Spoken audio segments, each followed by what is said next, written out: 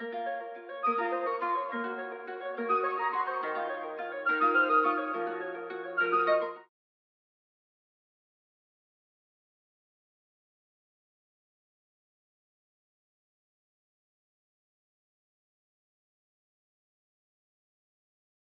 we are live. All right, hello everybody, and welcome to the stream. Welcome. As today we're about to check out Brickadia. Now, the thing about Brickadia is that it is now finally available. It's on early access, and we're finally going to be checking out the full game here. You guys, I don't know if you guys have seen me play the demo version of Brickadia like back a couple months ago. Had quite a blast with it. Found it to be super interesting. It's going to be very complicated, of course, when it comes to building stuff and all that jazz. But if you're in for just playing the game and doing mini games and stuff like that, then Brickadia is going to have a lot of things for us. A lot of things. Minecraft looking. Yeah, it is kind of like Minecraft. It is true. It's going to be allowing us to build whatever we want. It's going to just be super fun. The great thing about it is that it's not going to be building with blocks like you're doing in Minecraft, right? With like cubes. In this one, you're actually building with bricks. All sorts of sizes, all sorts of shapes. It's going to be so much better. Are we recording? Yes, we are. Hopefully. Hopefully we are. We should be. How's everybody doing today, guys? How's everybody doing? Quite excited about this. I do have a couple plans when it comes to Brickadia because the amount of things that you can build in the game are just absolutely insane. As you guys can see, the island that you're seeing right now in the world, this has been built in Brickadia, and it looks absolutely spectacular, right? You just cannot build anything like this in Minecraft. You kind of can, but it just looks super blocky. So I guess we're gonna have to wait and see. Check again. I mean, it does show that I'm recording because I'm seeing you can see these two files right here. They're basically showing as if they're recording. So it should be all good. It should be all good. Yeah, we should be good. Hey, Kevin. Welcome to the stream, buddy. Welcome. Welcome to the stream, y'all. Welcome to the stream. Now, if you guys never heard about Brickadia, then you are in for a surprise. If you guys love playing Minecraft, then this is going to be something quite fresh, I guess. Quite fresh and new. It just been released like 2 days ago. I actually had a copy from developers like super early, the first day released. But unfortunately, the link they gave me was incorrect, so I couldn't really access the game. So I guess I'm gonna have to play now. Remember when the recording messed up in Sneaky Snapshot 2.0? Yeah, I had way too many times when I recorded and messed up. Way too many times. And it's probably going to keep on messing up. It's probably not going to be the last time. I did learn from my mistakes, and I am kind of like double checking nowadays. But I'm still making mistakes because I'm only human. Now, what are we going to be doing in Brickadia today? Basically, I'm planning on checking out some of the example creations by developers to see what Brickadia is capable of doing. And in the future, one thing that I'm actually planning on doing is recreating the world of Sneaky Sasquatch in Brickadia all the way from the scratch, because this is just so much more detailed. I tried to do this in Minecraft, but I feel like I was kind of constrained by the limitations of Minecraft and all those blocks, and I just decided not to do it on Minecraft anymore. Did you hear that Luigi's Mansion 4 is rumored to come out in 2027? I bet it's gonna come out. Because Nintendo Switch 2 is out, and the graphics on it are just absolutely amazing. So yeah, probably gonna see it there. I love playing Minecraft just because of the mods. Yeah, I guess the mods are making Minecraft better. It just depends on the type of gameplay you're interested in, right? Me personally, I'm not really enjoying Minecraft mini games as much. Personally, I would actually probably enjoy Minecraft vanilla more than anything. Just the classic Minecraft without all the flying abilities and that crazy stuff.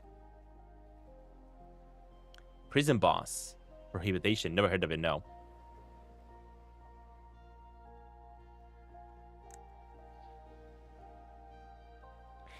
Alright, well, that being said, let us do a quick intro here and check out the game together. Alright, hello everybody and welcome to the channel. As usual, my name is of course Stantin, and today we're going to be checking out a game called Brickadia. This is gonna be in early access. It's already available right now. You guys can check out the links down below in the description. And this game is gonna allow us to build some crazy things, crazy worlds, crazy mechanics, crazy gadgets, all that jazz. I did play the demo of this game like about 2 months ago, if I'm not mistaken, and I was quite intrigued. I'm not really that good at building, but I am planning on getting a little bit better at it. And today we're actually going to be checking out some of the creations done by developers, see how they look, how they feel like, and hopefully get some inspiration and understand of how the world of Brickadia is functioning. But that being said, y'all, if you're ready, let's have a go. Let's see what it's all about. Now, the thing is, you can basically jump into... I already done the tutorial to kind of like understand how the mechanics work. What I wanted to do is just jump into my avatar here for a second. Oh, look at that. My avatar is actually being saved from the demo. Huh. This is the same avatar that I had in the demo. And I kind of like it that I'm just a tiny character on top of it. And the rest of the body is just like a robot. Although I wouldn't mind my rest of the body to be kind of like a skeleton. That looks silly.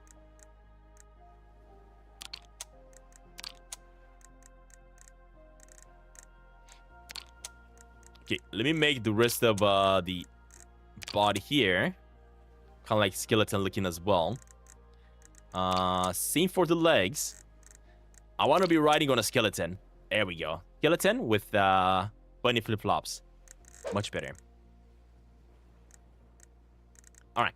Oh, shoot. Mosquito. Save. And what I want to do, I want to basically not join a game. Because, of course, you can join other servers. I can, of course, also create a server myself and have you guys joining me. And apparently, there's quite a bunch of people that can join your server. Look at that. 30 people that can join. So, if you guys are going to be interested, we're definitely going to be creating a world here and introduce some of y'all to let you just explore. Not build. Not everybody's going to be able to build. I will be probably looking for people... This looks like Legos. Exactly. I will be probably looking for people that are really good at building to help me build the world of Sneaky Sasquatch. But for now, we shall see. Now, I can, of course, create a world, or you can discover other worlds, right? And this is what we're going to be doing today. Today, we're going to be discovering some of the other creations done by developers just to examine it and see what it's all about, basically.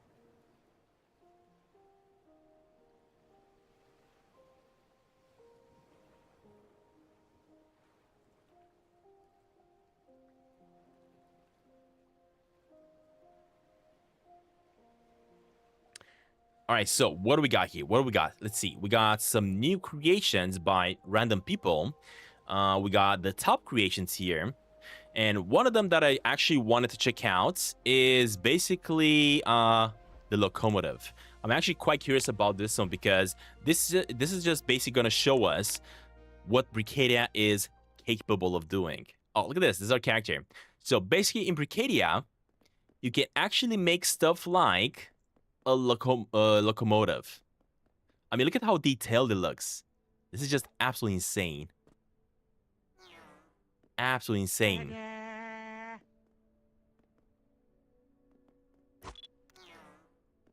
How do I change my perspective? Oh, like this. There we go. I mean, look at the amount of details in this train. It's just gorgeous. Let me go inside for a second and show you all the craziest things about it. I had an interaction button here, but I'm not seeing it anymore. Jump!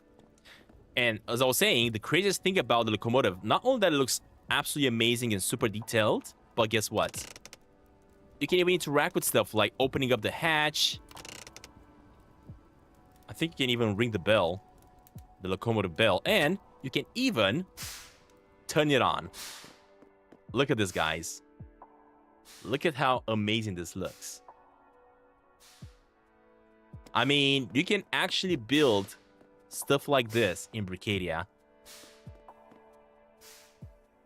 This is just crazy to me. Look at all the mechanics and wheels and all that stuff. I mean, are you kidding me? You can even see the engine motors. Look at that. Are you kidding me? That is just epic. Yeah, it's... I'm probably not going to be able to build anything like this unless I just spend, like, hours on end try to figure out how to do stuff like that. But this is just... Oh, you can turn on the dynamo. Look at that. You can turn on the lights and everything. Can I ring the bell? I would expect us to be able to ring that bell, to be honest, but probably from inside somehow. This one is the hatch button. How do I ring the bell? What does this do? Oh, that's reverse. No way. You can even go in reverse? Are you kidding me? Jesus.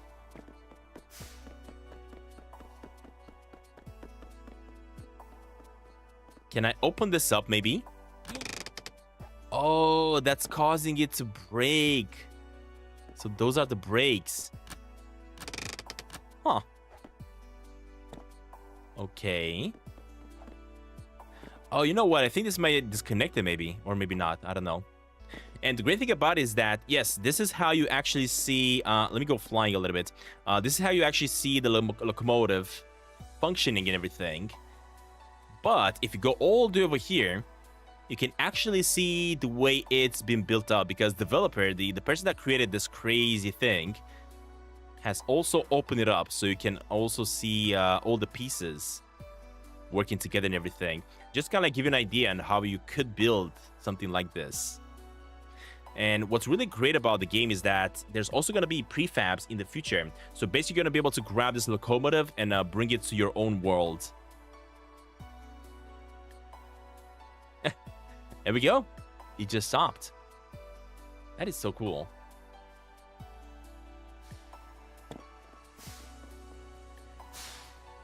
Is it still going? Hey, where you going, buddy? You can't go that way. You gotta go straight up instead. I think that's stopping it. That's saying go straight, and that says keep going. Yeah, I would love to be able to build something like this. And the crazy thing about Brickadia is also the... Let me show you right now. I think it was the manipulator. Yeah, because you can use this one and fling stuff. Oh my god. That is insane. Because this game has some absolutely insane physics. Alright, you can basically interact with everything. Look at that.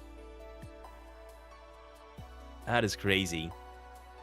So building this game is going to probably take a long time, because the way you're building this game is just so much more detailed compared to how you do it in Minecraft. In Minecraft, it's basically pretty easy because all you're just placing like cubicles.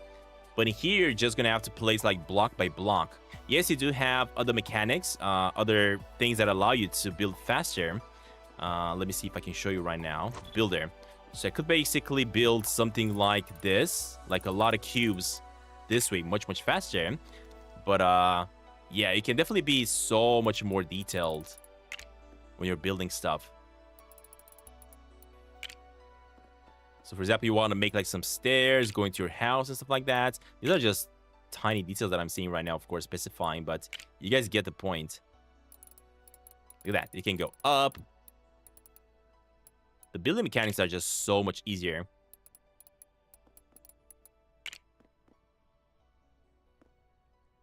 I cannot wait to get into this game and start building some really cool worlds. This game is like a combination between Minecraft and Lego. Yeah, I guess. Kind of like that.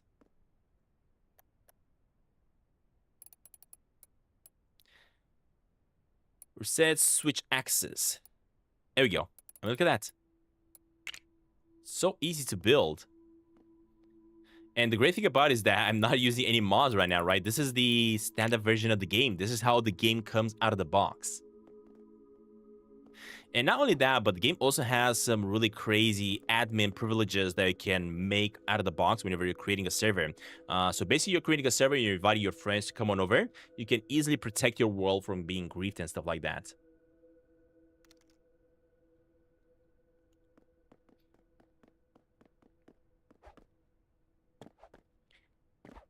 Why did I put you on timeout last stream, stupid Sasquatch? What do you think, buddy? You spam. You keep spamming. I mean, look at this. Look at how easy it is to build, for example, a wall. There we go. It is that easy. And not to mention, you can make like all sorts of mini games like you're making in Minecraft as well, right? By simply doing something like this, and creating a platform. There we go. You have a platform, and then you make more platforms. Like jumping platforms, let's say. There we go. And then you start adding in all sorts of traps and stuff like that, using engines and gizmos. It's gonna take a little bit of a learning curve, of course. Once you learn how to build, it definitely gets much, much easier. Huh. This block is kind of like... Oh, I get it. It's dependent on the log itself because the log is flipped upside down. I get it. So if I grab this and flip it...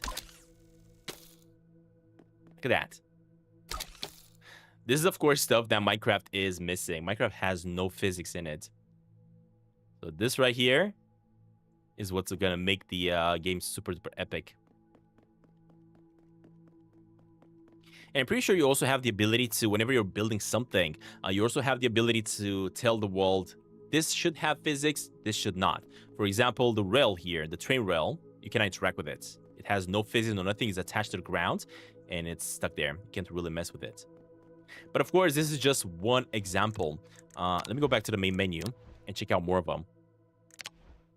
Because in the discovery mode here, you can actually go to, I don't know, let's say we can go into the traffic rush. I think this right here is basically kind of like a mini game that has already been created. And you can go ahead and play if you want. So basically, the goal for this mini game that you guys are seeing right now is to try to make it all the way to the top without getting hit by the cars. And again, this is just another example of the sorts of mini games you can create in Brickadia. Oh my gosh. Almost got absolutely destroyed. Oh gosh. What the heck? No. Okay, we're good. I gotta go. No! Oh, almost got crushed. I look how cool this is. And the amount of mini games that you can create, of course, it's all up to you, the creator.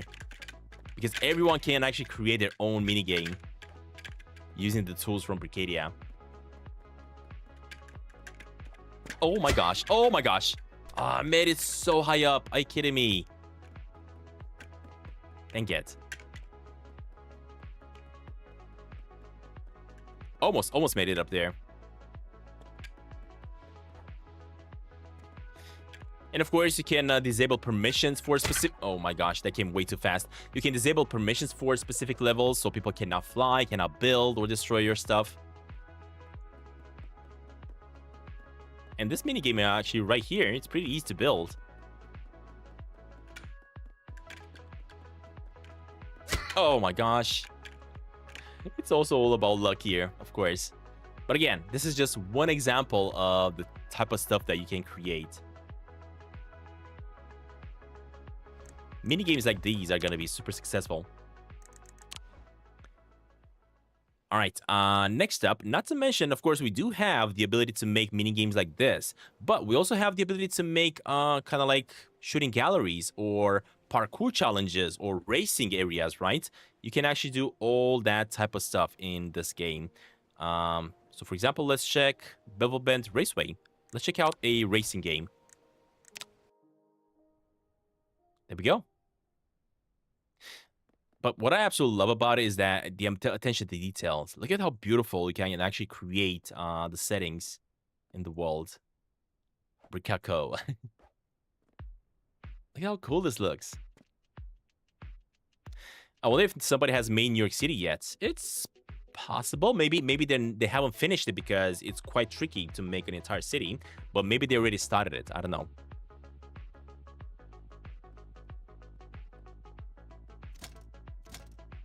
I cannot go inside the store. Okay. Can I at least grab one of these cars and drive it around?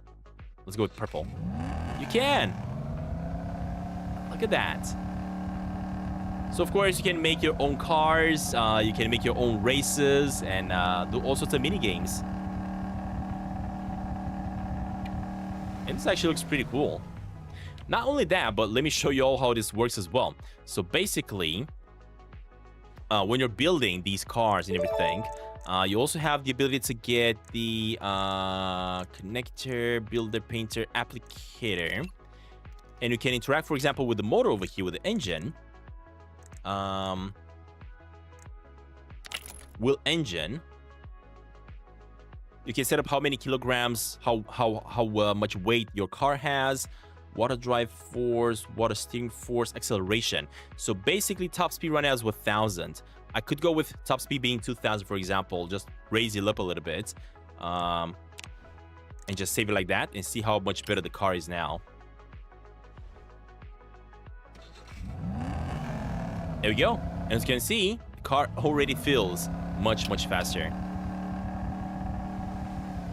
The physics in those wheels is awesome as well.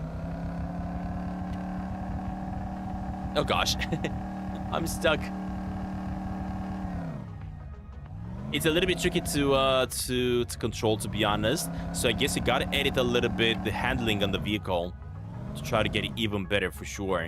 Because at the moment it feels a little bit off. So what if I actually go into applicator, this, and I try to edit. Let's put like a lot of acceleration and torque. Let's see what happens. Sit. Oh my gosh. Okay. Now we know. What the heck? Am I flying into space? Imagine you can actually fly into space. Oh my god, I'm already above the clouds? The heck? Okay. That was not supposed to happen.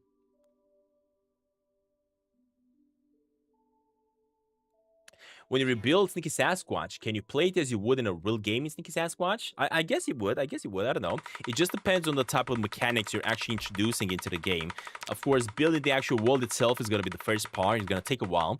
And after you're done building everything, then you're going to have to start seeing if you can actually add quests and stuff like that to NPCs. I look like the guy from Vsauce.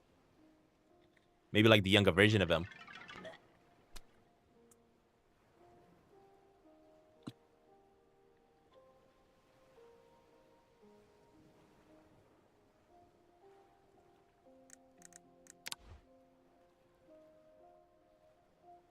All right, so we've seen racing. We've seen a little bit of a funny mini game. Let's check out Crossfire Beta, for example. As I was saying, you can even have guns in your mini games here. So basically, you guys know that we have all sorts of mini games in Minecraft where you can use bow and arrows. But to be honest, the gameplay in Minecraft is super duper buggy.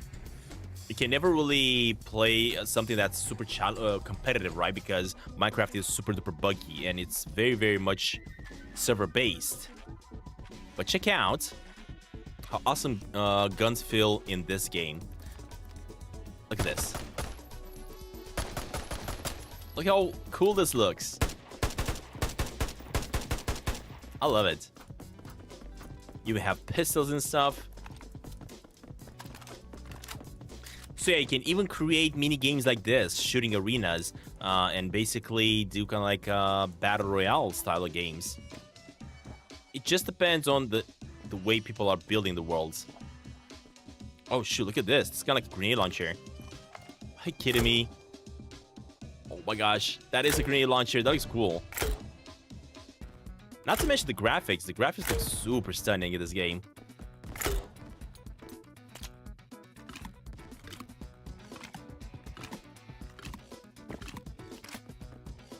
Wait, is this a bow and arrow?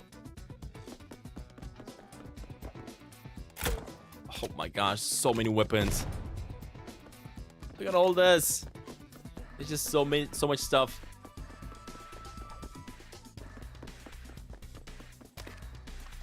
Wait, are these bombs? Ah, they are. Okay, okay. And it's kind of like a rocket launcher, I think. What about the button? You're not permission.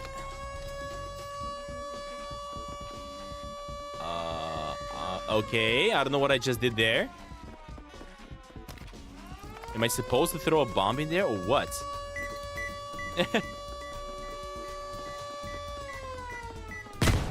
Oh my gosh, I took damage from that. Gosh dang it.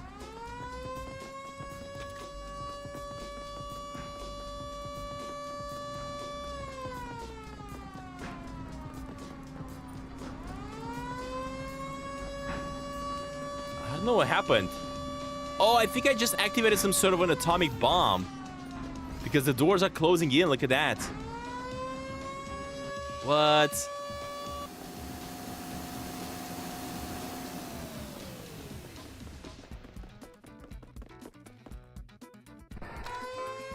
See, I got no clue what I just did.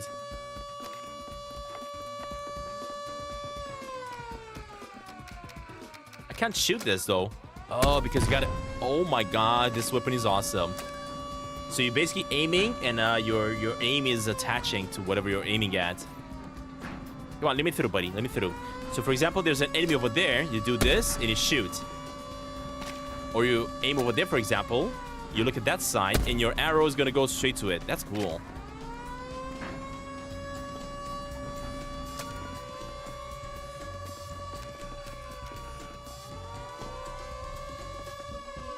What's with all these alarms? What the heck is happening?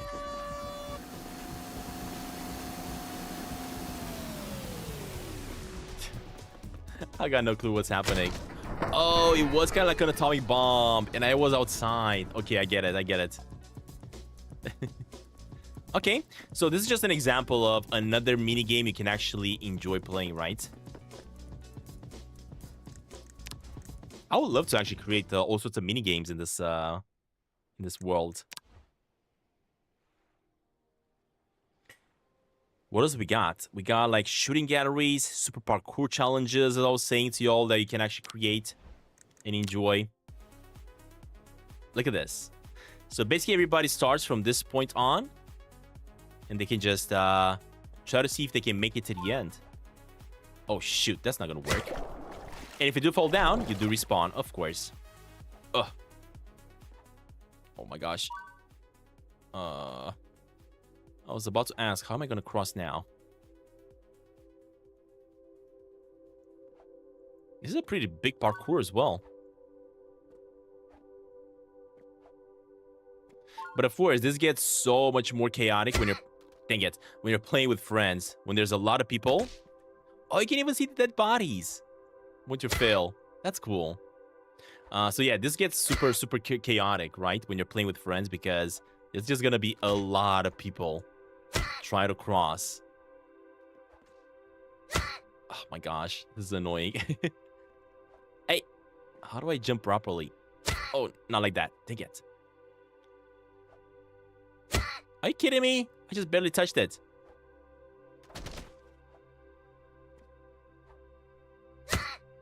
Dang it. And this is basically the next level, guys. When it comes to the quality, the graphics quality, the physics even, no other game that's kind of like similar to this compares. So when you guys are telling me about Roblox or Minecraft games, they do not stand a chance because they just do not look like this. Also, when it comes to building stuff in Minecraft or Roblox, it's not really as intuitive, and not everybody can actually build stuff. And here, we are going to get to it eventually. We are going to start building our own things. And you guys are going to see how much better everything is, how much easier it is. And you're going to understand that everybody can actually create stuff.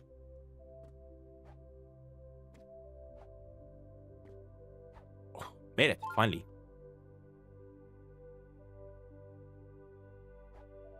No, I failed. I failed. Okay. I don't even know how I jumped that high. Actually, I didn't. This other block is going down, that's why. I didn't touch the checkpoint. Gosh dang it. Look at my character. He's smiling. He's happy. Alex, thank you very much for the 2, buddy. That's very kind of you. I've never done this here. Thank you very much for that too, Alex. Thank you for supporting the channel, buddy. Thank you, thank you.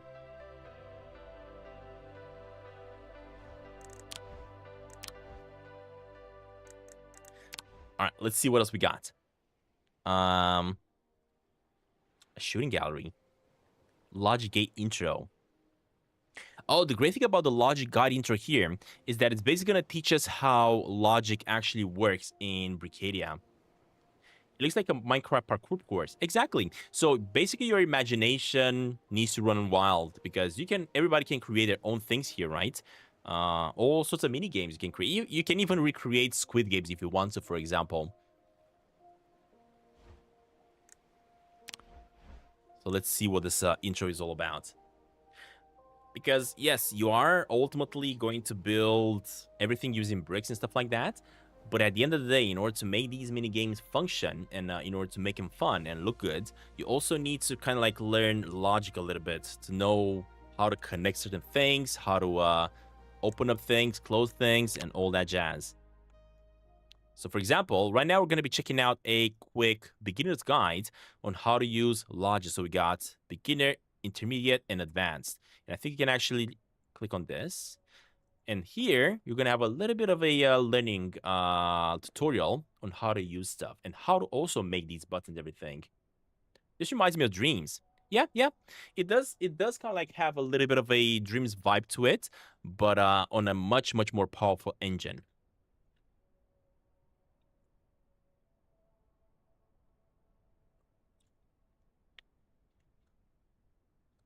So, you got to click all the buttons and follow the arrow.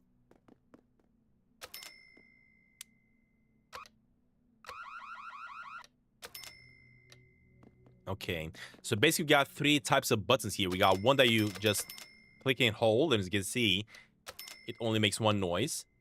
You got a switch that flips on and off, and then you have one that just does an alarm the more you keep it closed. Okay. What are wires? Wires are how you add interactive to your builds. Wires send data based on inputs. So these wires over here, as you can see, whenever you interact with them, they're turning red. Kind of like showing you that it's sending the data to the next part of the cable. Kind of like redstone in Minecraft, of course. It works kind of like the same thing. And these ones just keep it on all the time. All right, the data can be used by gates. So of course, you can even tie, kind of like in Dreams, right? You can tie to the button, you can add a sound, for example, like a sound logic. And when you click it, it makes the sound logic. And this one, it's inverting, right? It's sending the signal, but it's disabling on this side. So basically, this is a gate over here.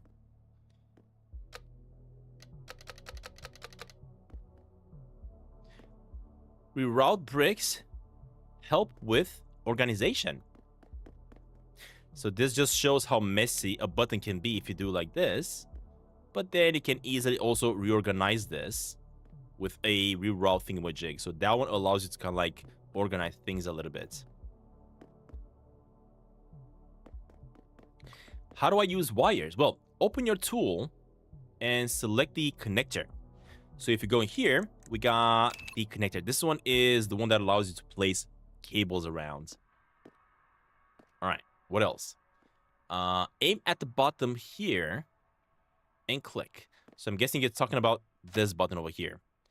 And as you can see, you can actually grab and connect the wire to whatever. Can you hide wires? Yeah, I'm pretty sure you can also hide wires so you cannot see them, right? 100% you can hide them. So they're not going to be visible. Aim at the bolt on the speaker and release. Click. Wait, what? What speaker? Aim at the bolt on the speaker. Does it mean here?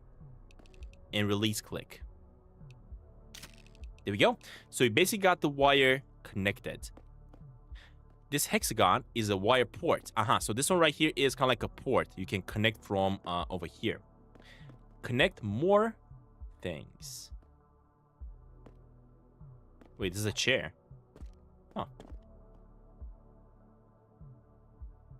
Yeah, all these things can actually be connected to something, as you can see.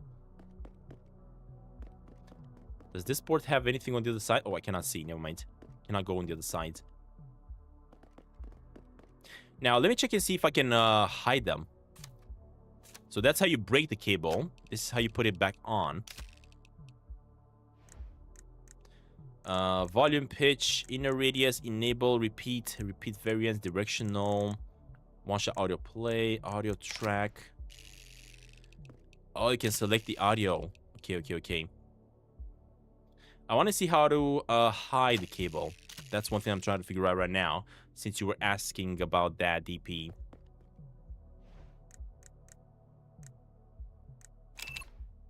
Applicator.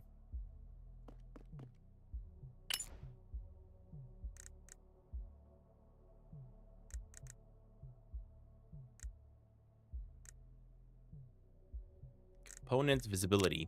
That just turns on and off the speaker itself. But what I'm trying to hide here is the cable. Oh yeah, the cables are not visible. So as soon as I turn off my toolbox, my tools, right? Now I have a tool on, you can actually see the cable. But as soon as you turn it off, you can no longer see the cables. So basic cables are not really visible when you're playing, but these ones are visible. So I'm pretty sure there has to be an option somewhere that tells you if you want to have the cables visible in the world or if not. Because I would guess you might want to have those cables visible, right? Let's say you're trying to build kind of like a warehouse. You're trying to make kind of light bulbs, and there's a cable that goes from a light bulb all the way on top of the warehouse and all the way down to a button. Maybe you want to see that cable because that's kind of like more industrial, right? So if you do want that, I'm 100% sure you can actually have the cables visible. Since I'm a newbie, I don't really know exactly how. But we're going to learn. We're going to learn eventually, and we're going to figure it out. I would guess that... oh, this is the rerouter thing. That is true. Because in here, he rerouted all these cables through these ones and made them neat. So how do you... That's how you disable. Okay, never mind. Oh, basically it's telling me that I can reroute like that. That's what was trying to teach me there. Wait, how do I remove that cable? Hey, stop.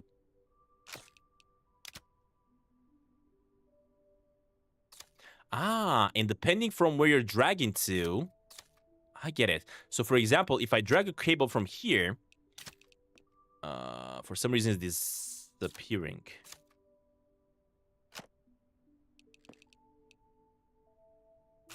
What I was about to say is that you can see the arrows going to the right side, but if I drag a cable from here to this side, it's showing the cables going to the left side this time.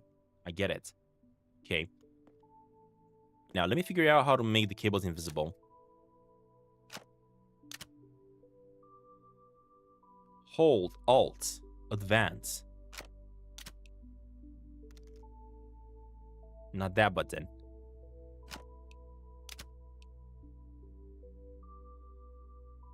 It says hold Alt. I'm holding Alt. Nothing happens. That's not Alt.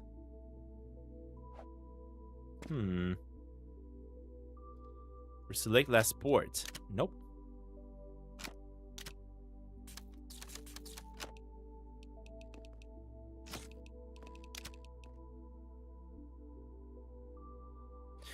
Maybe if I grab the applicator and interact with this. That's a router.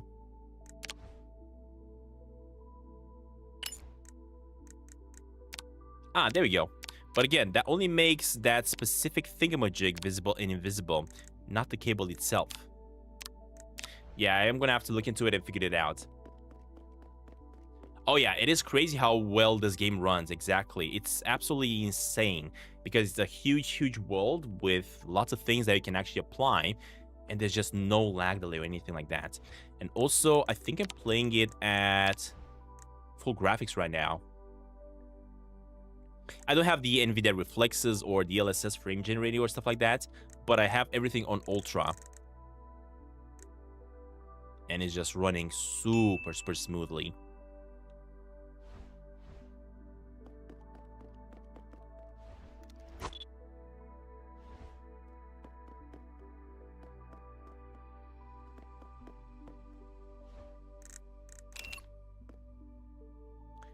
That's an engine.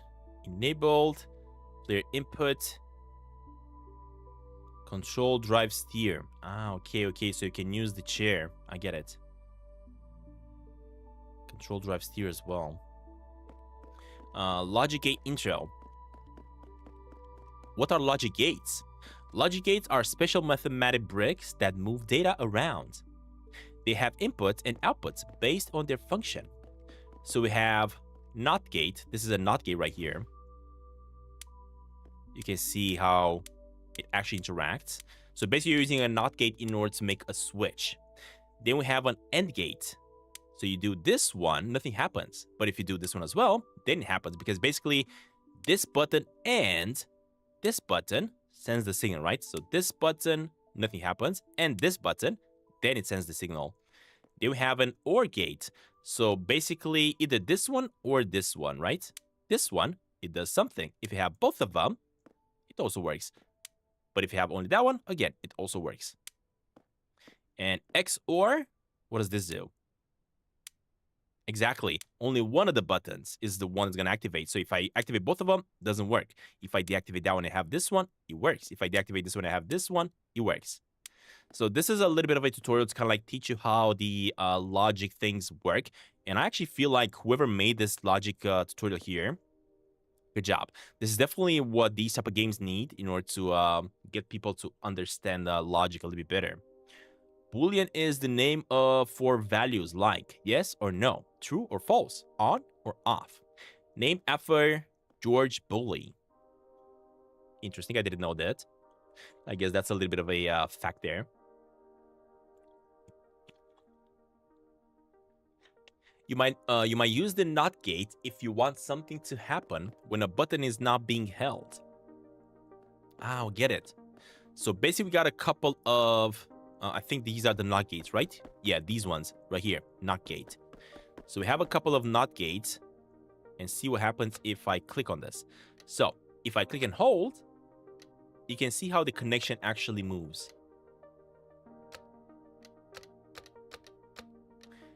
And then you have this one. We have one cable right here, one cable right here, right? This is off. But if I turn it on, there we go. So this just shows how the NOT gates actually work in the background. You might use the AND gate when you want the lights in your house turned off, when you turn the power generator off. AND gate, it turns on only when both inputs are on. Means not AND. So basically, look at that. When I turn that on, nothing happens. If I turn both of them on, there we go. The signal is on. But because here we have another NOT gate, basically the game wants me... This is kind of like showing you how to make like a puzzle, right? Let's say you have a puzzle. And in this puzzle, you have to turn on, or more like bring a couple of coins into... I don't know, we have like 1, 2, 3, 4, 5, 6 slots. And you have to have 6 coins, you put them inside the slots. So you put 1 coin in, does nothing. You put 2 coins in, it does activate a little bit, but you basically need the other coins as well to activate the entire door, right? This is kind of like an example. And then you put a 3rd coin, 4th coin, 5th coin, and the 6th coin, and finally that's when the gate is going to eventually open up. So again, this is a little bit of a tutorial to show you how you could do something like that, for example. And then NND means not AND. So if I have this one, it opens up the one at the bottom and that one.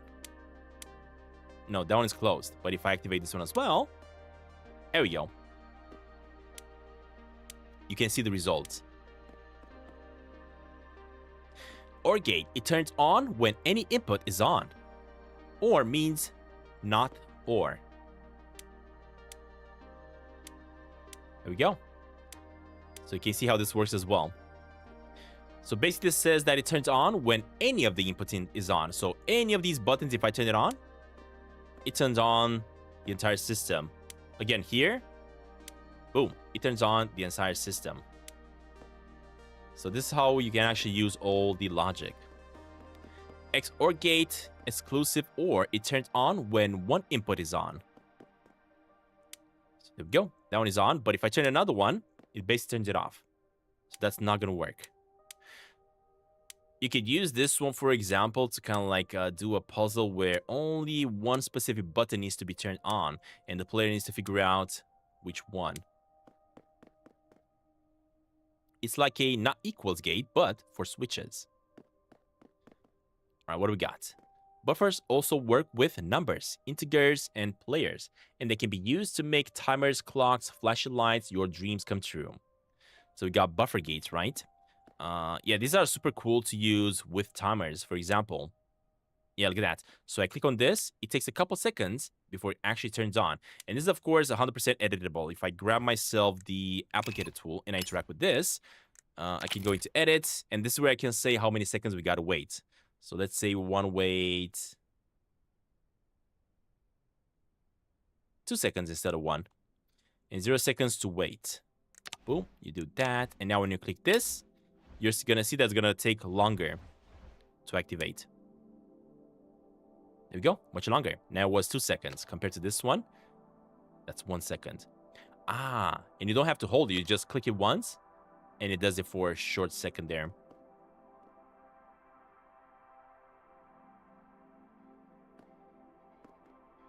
Okay. I remember when I started creating stuff in Dreams, oh man, I had to look at so many tutorials just like this one to understand how logic works and figure out how to actually do all sorts of puzzles.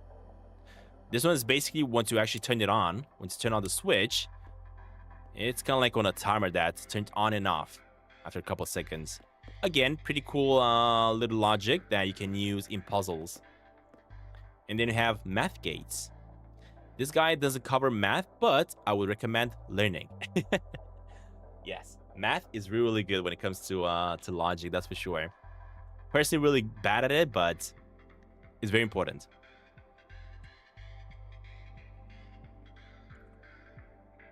You can still solve a lot of logic without math, but using math is so much better. What do we got? We got composition gates. These gates compare numbers. Okay. So you have if that specific number is equals to that, then do this. Or if it's smaller than that, then do this. Or if it's equal or smaller than that, do that. So equals and not equals compare players or entities. So for example, you have 2 players racing, and before they reach the end, they have to have a flag on, right? So basically the flag is considered kind of like a variable, let's say variable 1. And if the player grabs the flag and holds onto it and reaches the exit, like the finish line with the flag on, basically it means that he has variable 1 available. And if he crosses a line with variable 1, then he wins. If he crosses a line without that variable 1 on him, which is the flag, then he doesn't win, right? So that's just an example. And this is what the game is telling us here. So basically you can use that to say if player has variable equals 1, then you win. If he doesn't have that, then he doesn't pass forward. I don't know what this is though. I don't know what type of logic this is. Let me see. Applicator, this is read brick grid. Huh, there's nothing on it, so I'm not sure exactly what this is. I'm gonna have to figure it out.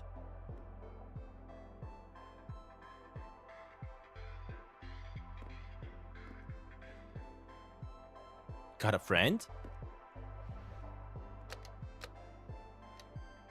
Ah, I get it. This is so cool. So basically, what this is right here, this is in order to make a puzzle for a co-op game, for example. So in here, you need another friend to be able to open up, let's say, a door. So you basically use this simple logic over here, put up onto buttons, and you have one friend that has to sit over here and one friend that has to sit over here, and you both have to press the button at the same time or press and hold it. And once you do that, that's when the gate is going to open, and that's how you progress through the adventure. Because for example, if I press on this, as you guys can see, it activates, but I also need somebody to press down at the bottom, as I cannot press both of them at the same time. So yeah, this is basically logic that you can use for a co-op game that you can create. Other gates. There are many more gates to explore. Add velocity. Okay, so that's an add velocity gate. Oh, I'm guessing this is for kind of like creating a target. I get it. What about this one? Oh, I get it. So basically, add a location, right? You can also have a location, basically to spawn in something at a specific point, similar to how we did in Minecraft as well when we created the mini games in Minecraft. But in this case, if I press the button, the game just places me, there we go, in the specific coordinates. See? Kind of keeps on resetting me over there. So I go here, boom, it reset me, boom. It kind of pushes me further and further the more I push it for some reason. Anyway, next up, as I was saying, no, hold up. I want the pistol.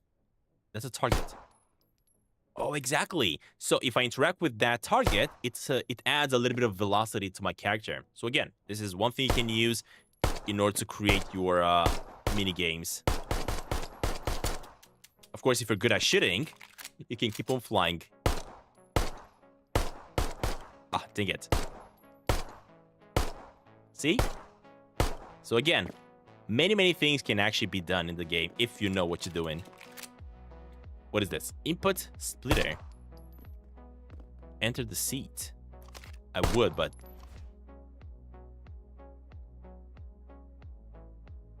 Oh, look at this. So basically, when you enter the seat, as soon as you put yourself or your character on the seat, you can use your WASD, right? It shows over there the type of controls you gotta push in order to interact with and change the values. So as you can see, I'm pressing up, down, left, right, and I'm interacting with the positioning of the pistol. That's what this is doing. I get it. Okay, that's cool. Again, just a little bit of an idea on how things work. Okay. You can even make pistols being disabled, like invisible. But if you click on the button, now you can go and grab it, basically. That's the idea. I get it. Okay. Brick components. And then we have the teleportation one. There we go. And that one right here is basically teleporting you to a specific point. So you sit here, boom. It puts you where you want it to go. And again, you can see that cable, but if I go into... this mode, actually no. I'm not sure exactly how to make cables invisible. This is something I still need to learn, because I will definitely need to understand how to make cables invisible. You should only be able to see cables only when you're jumping into the connector button. It's gonna like be able to understand what the cables do. But again, this is just something I probably need to figure out eventually. I don't know though. I don't know how. Oh, there we go. This is the advanced button. That's how you interact with it. No. Star wires connect advanced. Dude, how do you make wires invisible, huh? Select port. Entity. Destination exec out. Exec. Oh, shoot.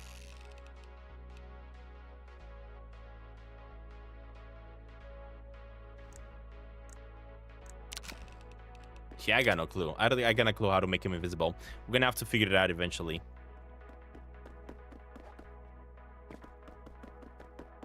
All right, we got a little bit of understanding of the wires here.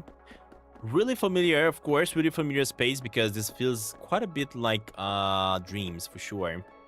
It reminds me a little bit of Dreams. Beginner physics. And not to mention, there's so much more to this, right? You can even learn about servos, motors, sliders, a lot of stuff.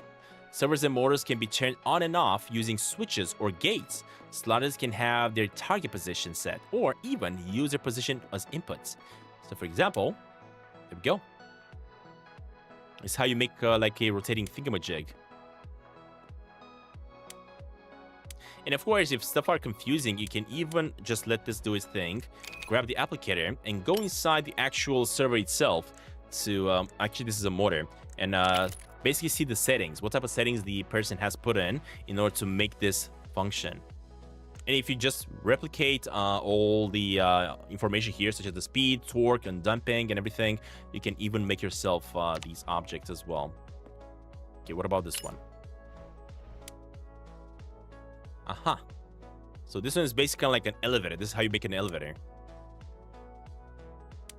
You click a button, and then you have the elevator coming to you.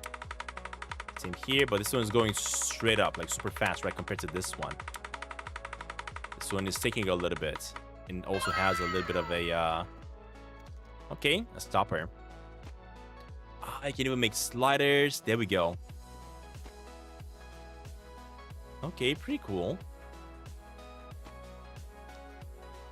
Kind of like that. Kind of like that. Or even use their position as inputs.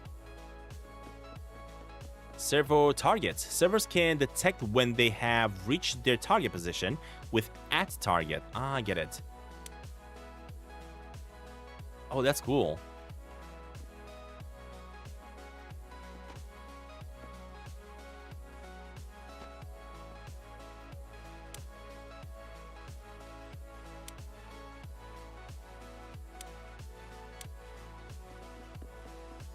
And custom cores. Make robots or cars with the input splitter. Hold up a minute. How does this work? Look at that. I get it now.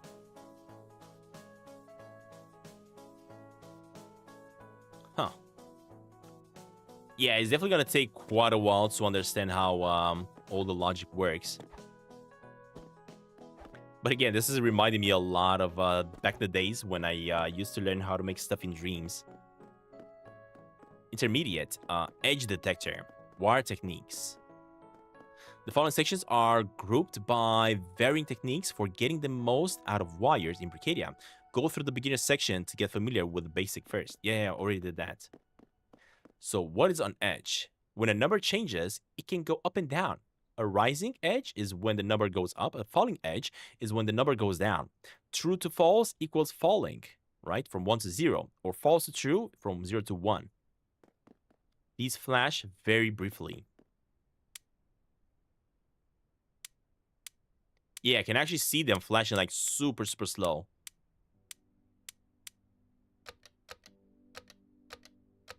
Okay.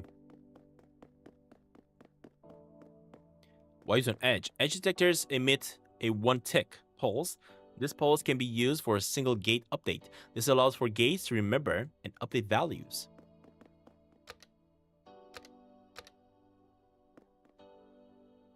Okay, and I'm seeing it activating over here. Ah, look at that. Aha, if I click it again and again, there we go. Okay, okay.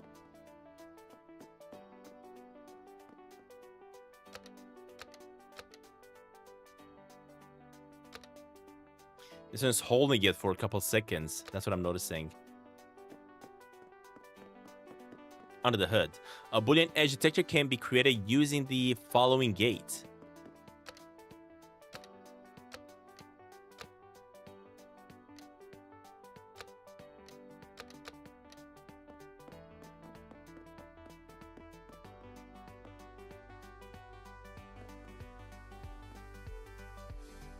Adding inputs. By multiplying the rising edge and adding the components, you can create circuits that receive different values from many buttons.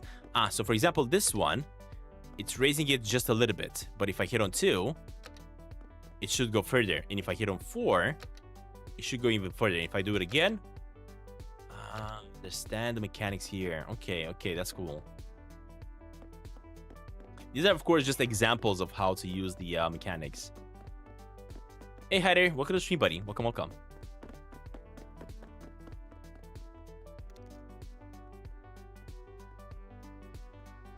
Next up, we got blend gates. When blend 0 output A and 1 output B, A lower than 1 plus B.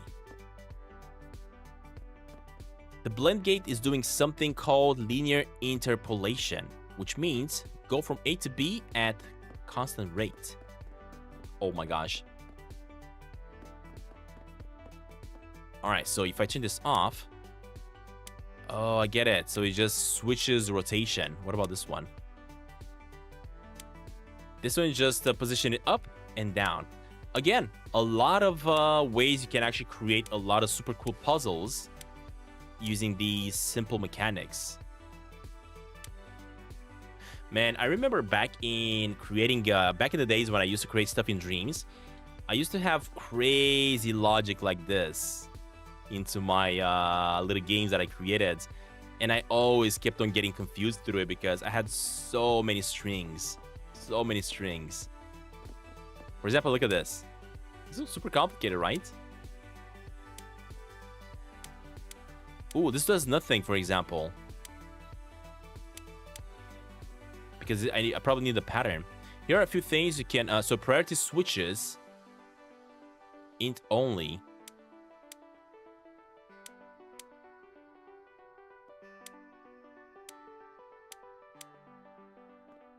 I wonder if I need to figure out the correct pattern here. Is this like a pattern one? Oh, never mind. So that's the last one. Okay, I understand now. I understand.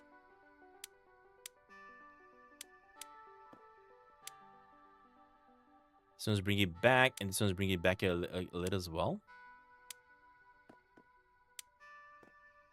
Okay. Selecting values. If else.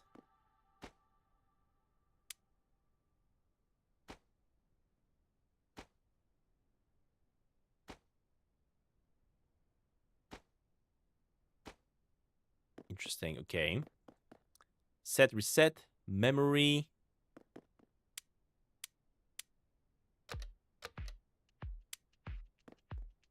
And a slow fade one.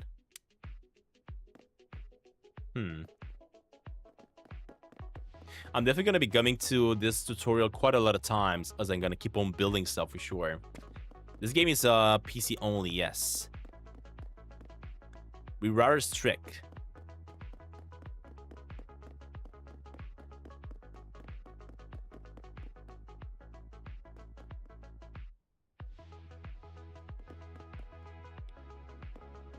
Try copying and pasting these bricks with the selector and scrolling down to overlap them. This works in 3 dimensions. Oh my god, look at the type of crazy things you can actually build. And what does this even do?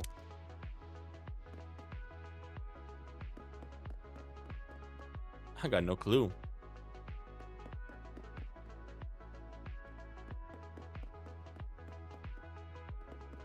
You and your little brothers have been watching since early 2024. Awesome. Happy to have you here, buddy.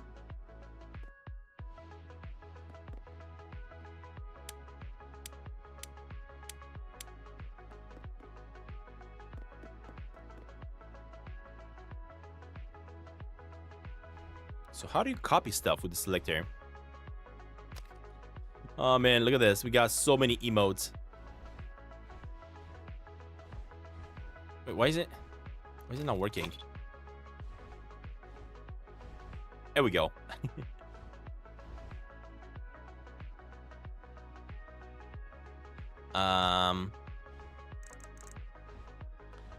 So we got the hammer painter selector. So this is telling that I can try copying and pasting these bricks with the selector. Which bricks? These ones? I mean, you simply copy with Control C. And then you do Control V. There we go. This works in 3 dimensions.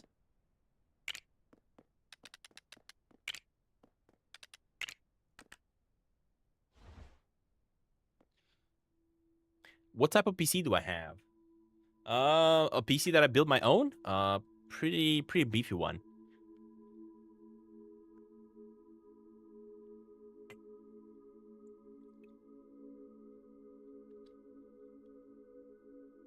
When I'm saying that I built my own, I just bought, of course, the components, and I put them all together.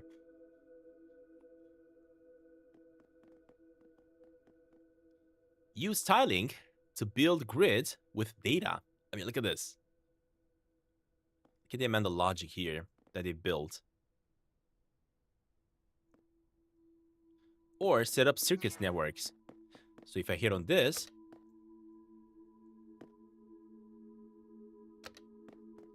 you can actually see them all activating. Yeah, look at that. It's going all the way to that side.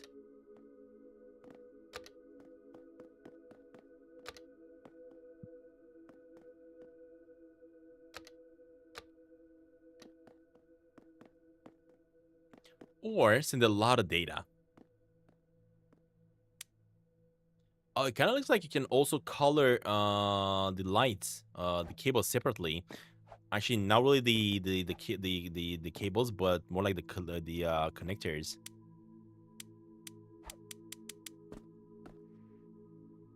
Yeah, this is cool. You can definitely create like really beautiful logic and really organized as well.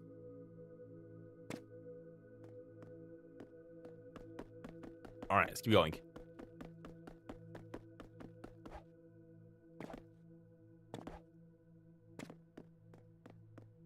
You got memory and storage to kind of like figure out how to remember stuff. Intermediate physics. Oh, man. I haven't really understood the beginner's part because I just went through everything like super fast to try to show you all what everything's all about. Oh, I understand the memory. So basically, look at this. All this logic over here that I do remember doing back in the days of dreams. Once you click on it, it does move to the next light over here. And again, you can move to the next one and the next one again. Pretty cool logic-based systems. So that goes up and this one goes down, basically. That's what this is.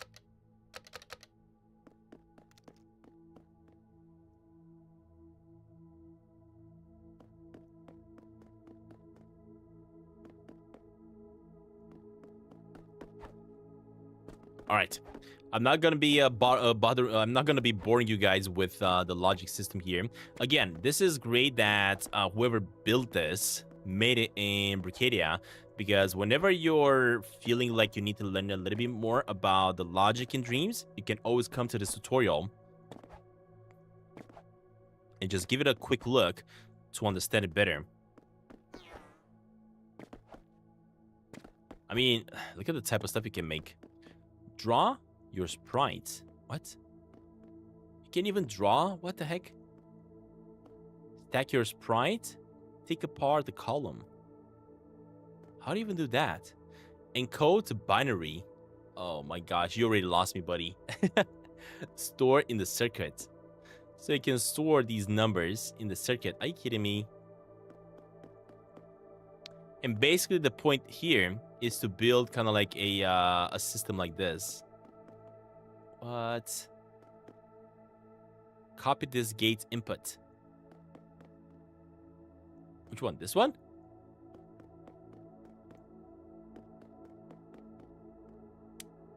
Yeah, look at that. So what they've done, they've made it so that you can actually create kind of like a clock or a timer.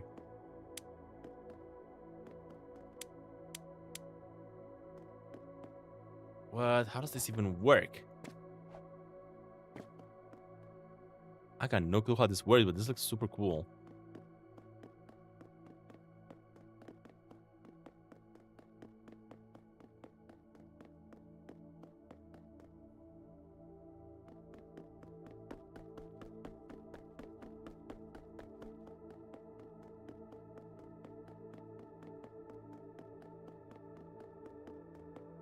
Forget about logic gate.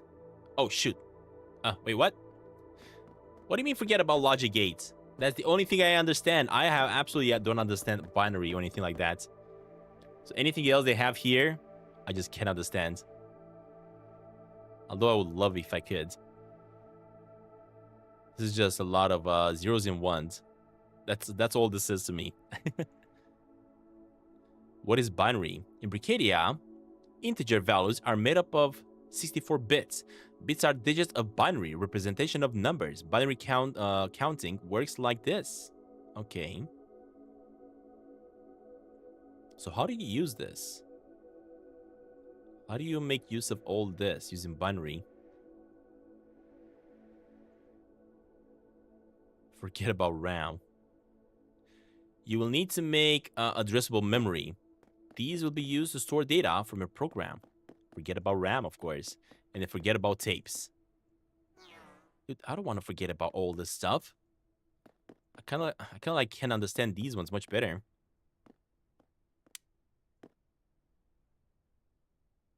Oh, what the heck? What? Are you kidding me? Look at what type of automations you can actually make. Are you kidding me? This is cool.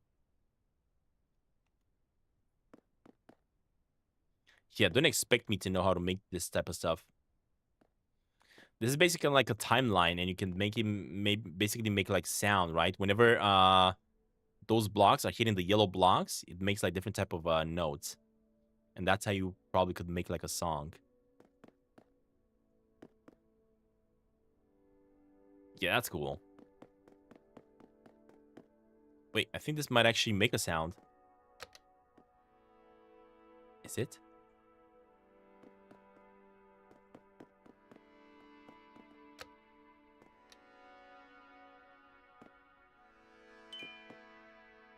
It did just make a sound. There we go. Huh.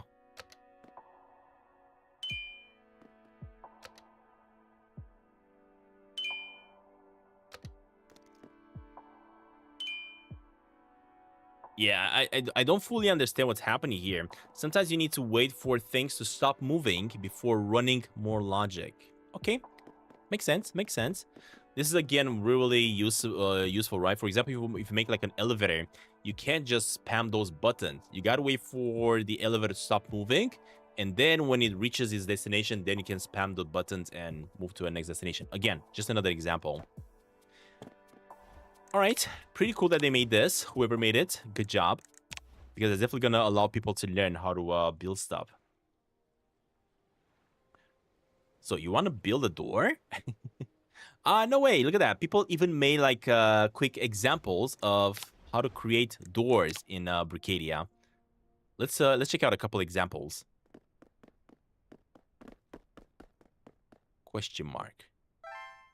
Welcome to an intro. I mean, look at this. It's so easy to actually make mini games, right? And not only that, but it looks oh so freaking good. That's what I love about it. So these right here are examples of ways you can make doors. There we go. So for example, you can make like a barrier that you can cross and continue on in your journey. Or you have no longer wired up, use the door handle. Aha. So this one, the cable is broken, basically. That's what this is saying. So you cannot open it up. And what it says, use the handle. There we go. That is cool. Because, of course, this is not a specific door that you can push through. It's kind of like a button inside it there. It's awesome. It's actually super cool the way the cable also moves with the door. It's expanding, everything like that. It's not breaking or anything. Single door opened by a handle brick with a switch component. Creaks when you open it. Ooh. That is so cool. And of course, the way you actually make these doorways with just a little bit of logic over here. This is basically the code that you have to use in order to make these doors happen. And of course, what you're seeing right here, maybe you don't want all this stuff to be visible, right? Maybe you don't want to have all this logic visible as you're crossing. You want a clean slate to your world. I believe you might have... I mean, I know I can hide these ones. All this logic over here, I'm 100% sure you can hide. So if I go to the applicator, you can go here and basically hit on the visible button. And there we go. You are no longer going to be able to see that. No longer going to be able to see this. No longer going to be able to see this. Same for the speaker. And same for... not that, actually. This one over here. Now, what's up with the... interactable, logic not, components collidable. Again, I gotta figure out how to make the cables invisible, though. Spotlight.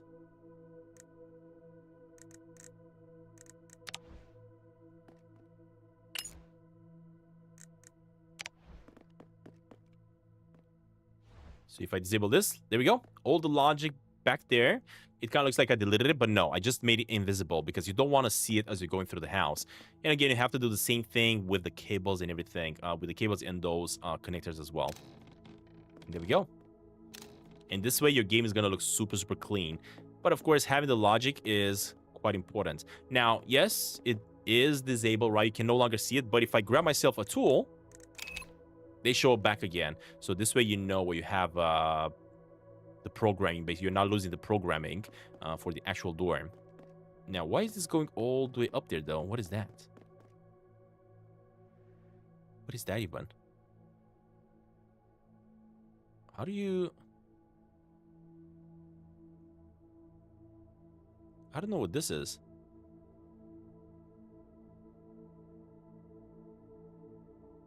Because it feels like all the cables are eventually connected to something up here.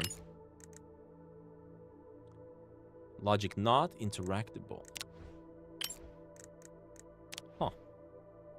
Yeah, I got no clue what that's a thing. But again, as you can see, these cables going all the way up there, they're invisible. So you can definitely make them invisible somehow. I just haven't figured it out yet.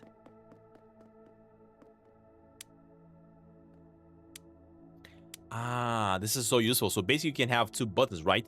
One button in front of your door in the house, and then the second button to close up the door. That's what this is. And I think this blue thing over here might be a motor. Okay, for the door to slide on. What about this one? Nope, it's not wired. So you gotta open it up like that. And close it up. Okay, makes sense. What about this one?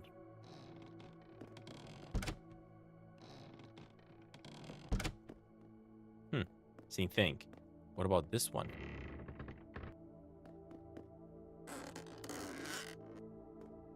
Huh. Is it the same? The sound gets enabled when the door is swinging open.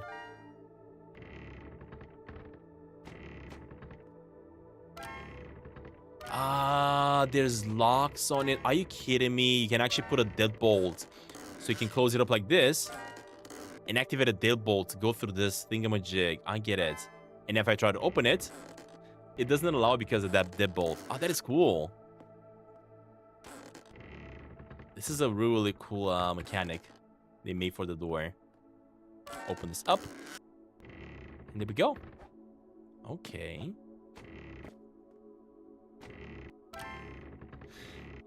Huh. And of course, you had to make sure that the deadbolt itself is not collidable with the door itself, but it does need to be collidable with, for example, this wall, so that it doesn't allow the door to open up, right? Because if I open up the deadbolt right now and I close it, exactly, it shouldn't be closing properly, and people can still get in. Nice, I like it. And again, the great thing that we have these tutorials is that you can easily come to these tutorials. You check through, eventually you're going to be able to import this into your own world as prefabs. But at the moment, what you can do if you're not going to have the ability to grab prefabs, you can always come to these tutorials, kind of like inspect and see how people have made their doors and everything like that. And then you go through the logic in the applicator and try to simply reproduce everything you're seeing here. Edit, right? And this is how you figured it out. How to make your own. You just simply copy paste everything they've done, including the cabling and all that jazz. It can easily be done. This is how I basically learned how to make stuff in Dreams the first time I did it. This is the current location of the slider. Oh, so it's a sliding door. Okay, cool. What do we got here? Again, another sliding door, of course. And another sliding door. I wonder what's the difference, other than making a different sound. Ah, this one is a two-way door. Look at that. Interesting. You can even put on a timer, for example. So basically, you click on this, either a timer or kind of like an activator. And as soon as you cross through here and you kind of like step on a pressure pad, the doors close up behind you. You can even do that. And again, you're just using these type of logics. These are sliders again, sliding doors, double-sided, of course. And they all do the same thing. And here we have double-sided, but this time with buttons. Okay, cool. Definitely going to come back to this tutorial whenever I'm going to figure out or whenever I'm going to decide to make specific type of doors and stuff like that. Just to grab the code from them and reproduce it for my own creation. the more of these kind of like tutorial thingamajigs, the more of these tutorial worlds we're gonna be seeing in Brickadia, the easier it's gonna be for everybody to build their own thing. Especially people that don't really know how to program or anything like that. You're just learning basically by copy pasting these ones. Okay, I like that. I like that. So we got a couple of tutorials for doors. We got a little bit of logic gate tutorials.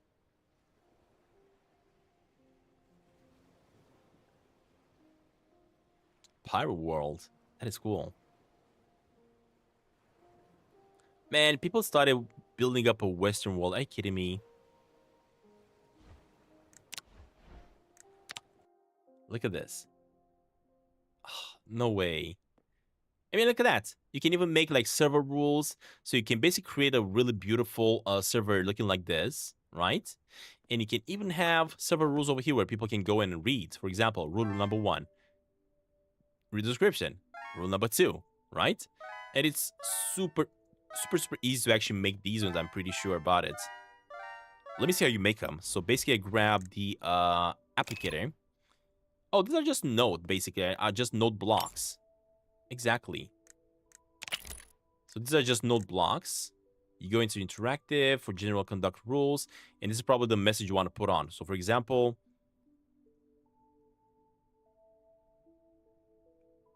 let's see. There we go. And now, if I hit on it, subscribe Stantin Gaming. So this is how you basically make server rules. Okay, pretty cool. You can have the link for Discord and everything. Type exclamation Discord in the chat. That's cool. Free collab. What is this? Anyone can build here if they want. Currently build here, no collab. Aha, building. Ask collab. Ask to collab with somebody. Or graffiti. Feel free to build art. News. March. Ah, that is so cool. So you can kind of like make a calendar. That's such a good idea. Day 4. Mark the 500 execution. Who happened to be Pampioki? Okay. That's cool. That's cool. Wait, the piano is working? What? No, I don't think the piano is working. I don't think the piano is working. I think it was just the music in the background just starting up. Man, but you can actually make some really detailed stuff in the game. Hey everybody, welcome to stream, y'all. Welcome, welcome.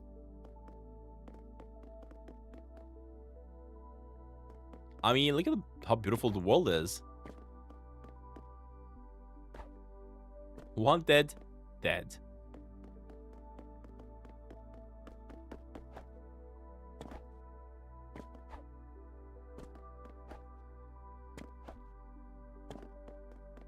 This kind of looks like the same locomotive that we've seen in the other prefab, but it's not. It's definitely not. This one is not functioning like the other one.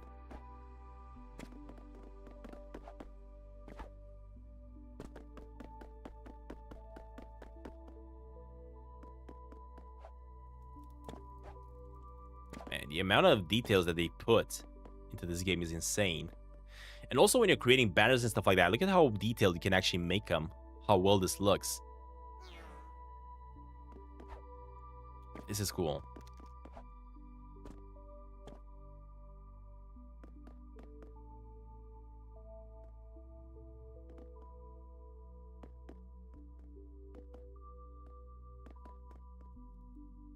What? They make kind of like a gun shop and everything.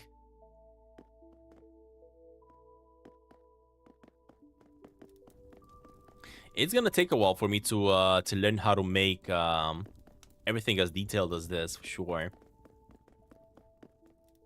As I was saying, I'm just starting up with Brickadia at the moment. But this is already absolutely amazing. Just the fact that it looks this good, it encourages me, of course, to learn how to build stuff in Brickadia. Because I did try, for example, to build Sneaky Sasquatch in Minecraft, and it was way too much of a letdown, basically. They even made a horse. What the heck? That's the biggest advantage of this, right? Because you can actually use bricks of all sizes.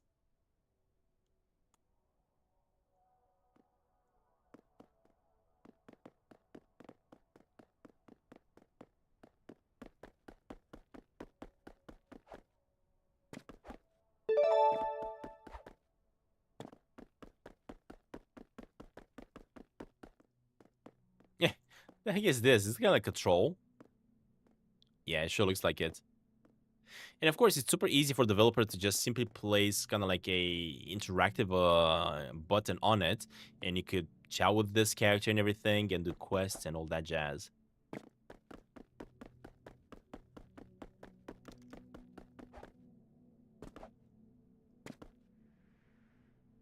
Wow, they've actually built a pretty big world.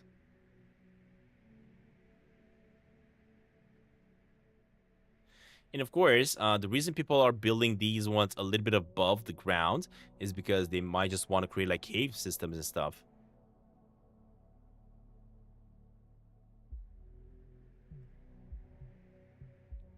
And I think they already kind of like started working on a couple caves, if I'm not mistaken. Oh, shoot. I went too fast. All right, interesting, interesting. Oh, you can even load in prefabs. Wait, what? Are there even any prefabs? I don't see none, no. Not at the moment.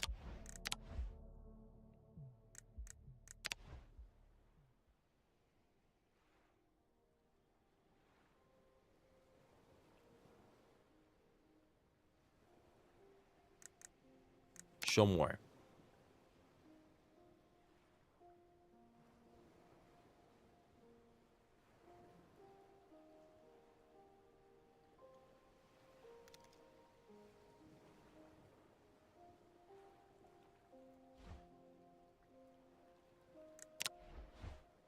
Oh, not to mention, you can even change kind of like the time of day and everything. Exactly. Look at that. People have already changed the time of day for this. This is so cool. And of course, if you just like creating art and you're not really interested in creating like any games or anything like that, you can easily just create like specific art, such as this tree over here floating about. And again, this is just to give people an idea of what the game is capable of.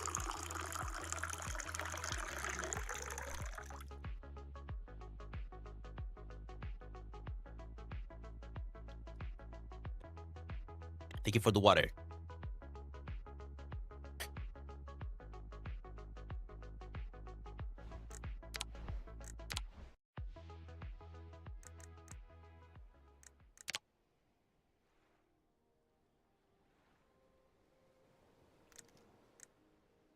Now, hold up. Let me see if I can join a random game. Let's see. What do we got? Free build. Realistic landscape. Stardust District. Okay, let's see. What it's all about. There we go. So this right here, you guys can see what a server could look like. As you can see, it's kind of like a snowy world. It's not even on a... What? I didn't even know that you can have this. I thought that all the worlds are going to be only bricks, but apparently you can even build stuff on kind of like normal, casual worlds. Ah, and this is where the bricks are starting. I get it. That's cool. And this is basically like a free mode where everybody can build whatever they want, right? As you can see. Look at that. There's just random people building. Just learning and building their own things. Huh.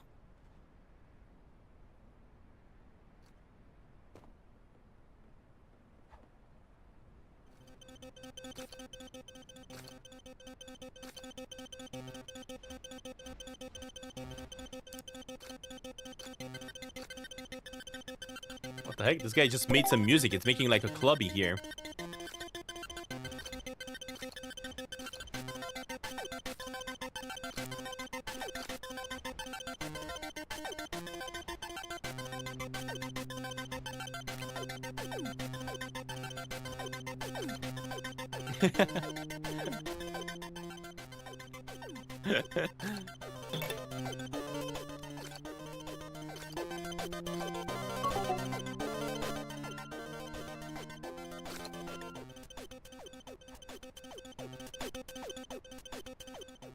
Yeah, I'm pretty sure this fella's trying to build kind of like a disco place.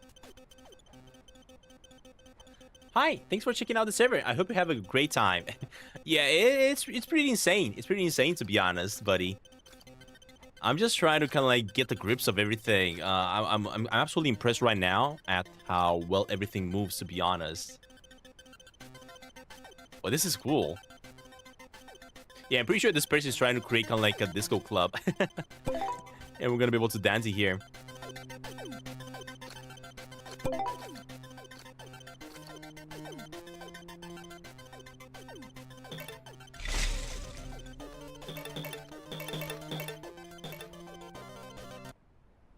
Oh shoot!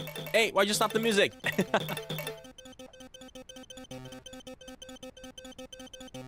Wow, this guy made the, you can actually even make the logic pieces into gold. I'm seeing reflections on them. This looks so cool.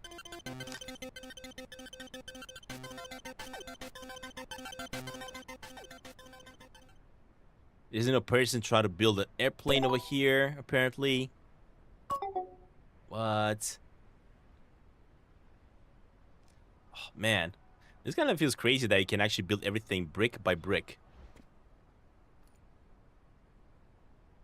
The great thing about it is that the attention to detail you can put in your own world, it's super, super sick. Again, I'm going to keep on comparing it with Minecraft, right? Because I did try to create, for example, the world of Sneaky Sasquatch in Minecraft, like a couple months ago, or more like a year ago. And I remember how tricky it was for me to kind of like figure out how to do everything. Not really tricky, but I wasn't really getting the result that I wanted. But with this, you can actually make some crazy details.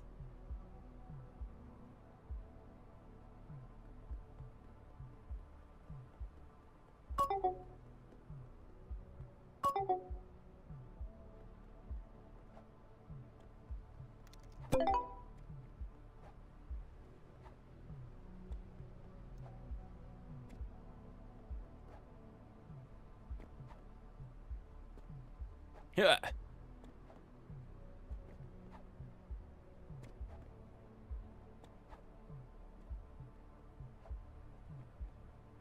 Pillar cage around them. Hold up, let me fly a little bit and figure this out. It's pretty cool that you can actually see people building whatever they want. Of course, rules are really important, so we're gonna have to wait and see eventually what type of rules we can put on in order for people not to mess things up for the other players. Oh, but look at that. This fella has decided to just simply add his own build, I guess. I think this is a prefab that he just added to the world and installed it. I personally have absolutely no prefab because I've never really built anything. As I was saying, this is my first time jumping into Brickadia. I've actually checked out Brickadia demo like a couple months ago. Great stream otherwise. Let me help some other people's server. Right now, guys, if you guys are seeing Insect, he's basically the server owner. That's why he's in the chat. And he's about to help other people around. Oh yeah, everything in the game is just super creative. And what I love about is that you can build whatever you want. And what's also really great about it is that as the builder, you can also kind of like have all sorts of privileges, right? You can block people from destroying your stuff, allow friends to help you with building stuff. But most importantly, block people from destroying your stuff because there's always going to be griefers that are going to want to destroy your stuff. So this is really important.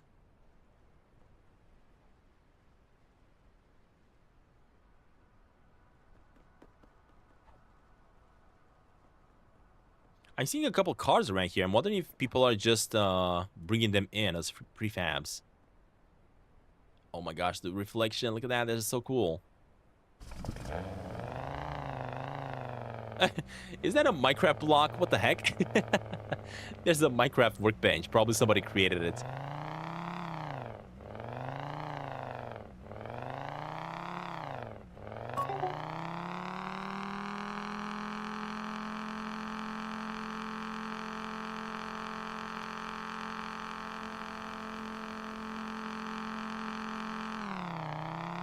I mean, this is absolutely insanely detailed, of course. You just cannot compare it to Minecraft for sure. Wait, I think Insects just gave me a car, a better car. Oh, there's a different seat. I was in the other seat. Ugh. There we go. Wow, look at this. Are you kidding me?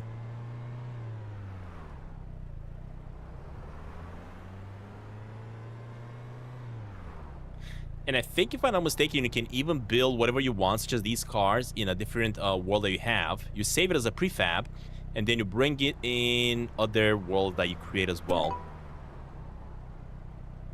What's up with that tire?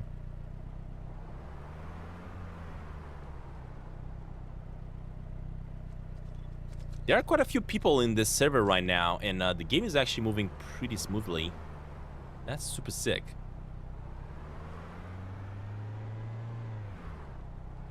With how limited Minecraft is, it would have probably broken a long time ago. Hey, get out of here, buddy. Stop shooting at me.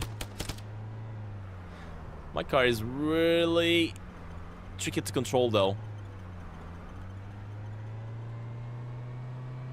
Oh my gosh.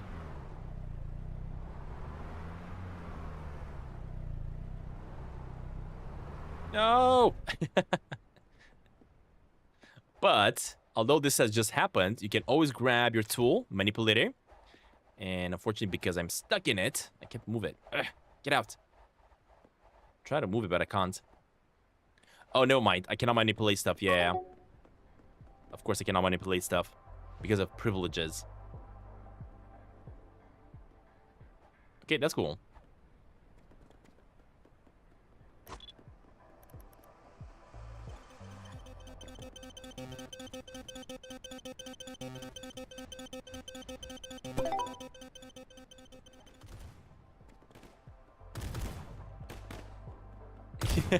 People are having a fight.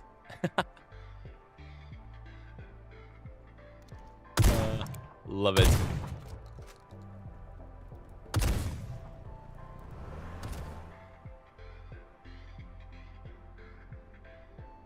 If anyone's looking for Brickadia, something, I didn't manage to read. Oh, and I think the game is probably saving like a couple minutes every single time. It's just saving all the information, all the blocks that have in place and everything.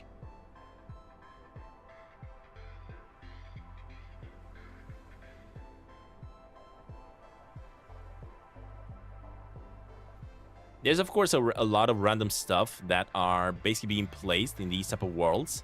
That's why whenever you're creating a server like this, it's probably best to either have a team of builders instead of randoms, or if you have randoms, you gotta have to probably create like specific slots for them to build in only, just so that you keep it clean and everything like that. Oh yeah, this is the same house that I've seen previously. Oh shoot. Hey, look at that. He even had a door and everything.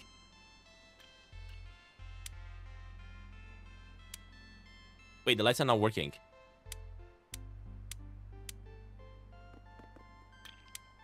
Oh yeah, there we go. Now they're working. Oh, this one's for the outside. Never mind. He has lights outside. I get it. That is cool. This looks a lot like a Lego world. Hey, bud.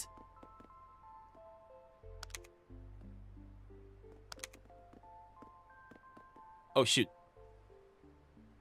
Oh, I cannot get inside this one. What the heck is this? Hey. What the heck is this? This is his garage. Oh my gosh. People just love to troll.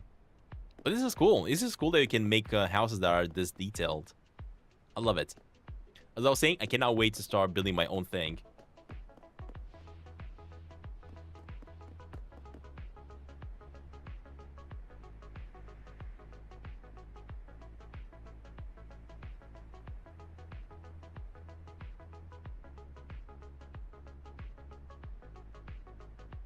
It's actually nice that you can create real worlds like this and then start building everything on top. It's not bad. It is not bad. As I was saying, I thought every single world that you are deciding to build on, I actually thought that every single world is going to be like a flat surface, and then you build from that. But no, apparently this one is starting off with a real-looking mountain area and everything, and that's where people can build. Kind of like this. Kind of like this. Kind of like this a lot. This would definitely make the building much easier. For example, you can get like a forest, right? Start building in the forest and stuff like that instead of having to build every single tree. This is cool. All right, Insect, thank you for having us, I guess, to the server. I'm gonna have to move on to check out some more stuff and see what other things are happening in the world of Brickadia. This is cool, though. So again, you can either join other people's worlds. You can see that there's a total of 325 players on 127 servers right now, just checking out and doing their own thing. There's a lot of empty servers. I don't know if they're just... oh, they're actually private. That's why they're empty, yeah. They're just private servers, basically.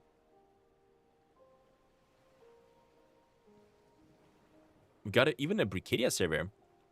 I don't know if it's hosted by Exit, so no. Let me check out. Let's see. Free build, Stardust District. Build a town with us. I don't know. Let's go with this one. Actually, no. We've already checked that one out. Are they all on the snowy surface? Or is that the only snowy surface that people can build on at the moment? Let's go with Bloxopia. Server full. Oh, gosh dang it. Seriously? What about this one? Oh, gosh. Oh, yeah. This one is not in a snowy biome, apparently. This one is a different biome. Look at that. Oh, I think this one is on the water. Yeah. It has a lot of purple, but it's on the water.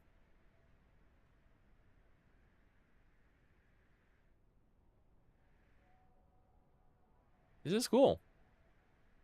And you can actually see these worlds just evolve like absolutely crazy.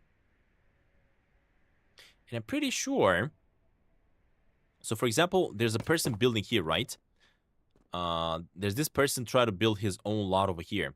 What if I try to mess up with his build? What happens? Build there. Oh, I can actually build.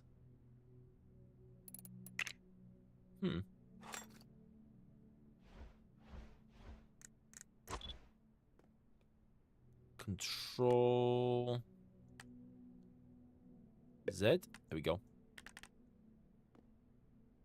So I can build in their lot. My question is, can I actually destroy their lot?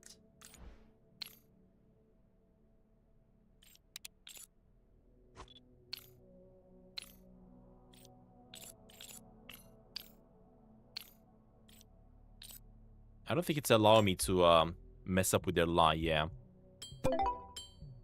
Exactly. Not trust you enough to destroy these bricks. Shadow Vault. And Shadow Vault is this person building right now. So this is what I love about the game, right? As soon as you decide to build in a specific location, you don't have to be worried about people just showing up and destroying your stuff. Look at that. It doesn't work. It just does not allow you. You basically need permission from a specific person in order to be able to destroy stuff. So that's so cool. This way, you don't have to be worried about people messing up with your stuff. Unless, of course, you give them permission. If you do give them permission, then that's on you.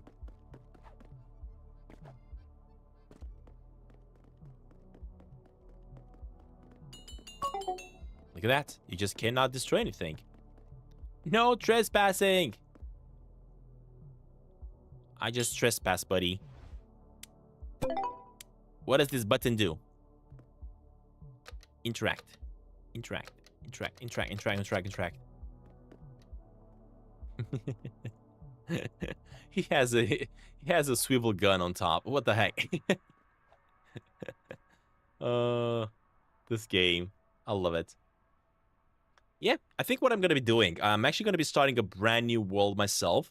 where we're gonna be building the world of Sneaky Sasquatch all the way from the scratch. I will be looking for builders, so if any of you guys know how to build and are interested in checking this out and try to help me up, actually, oh my gosh, I'm gonna go dizzy. Then why not? Definitely gonna need some help, right? Because there's gonna be a lot of things I'm gonna have to do, and because this game allows you to be like super duper detailed with the builds, which I'm definitely gonna be. It's gonna take a while. And I love that you can even create super detailed pixelated characters, such as this one. And they look so good compared to Minecraft, because in here you have the ability to use like super tiny blocks compared to the only big blocks that you could have in Minecraft.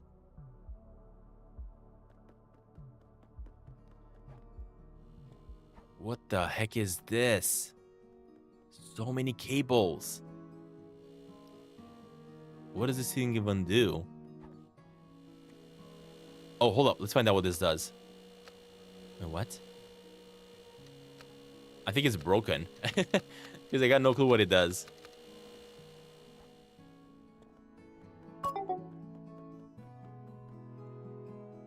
What about this one? I think that's just kind of like installations, yeah. This trampoline is oh my gosh. I should have read that before I jumped on the trampoline. What the heck? Well, that's cool though. I like it. I kind of like it. I kind of like it a lot.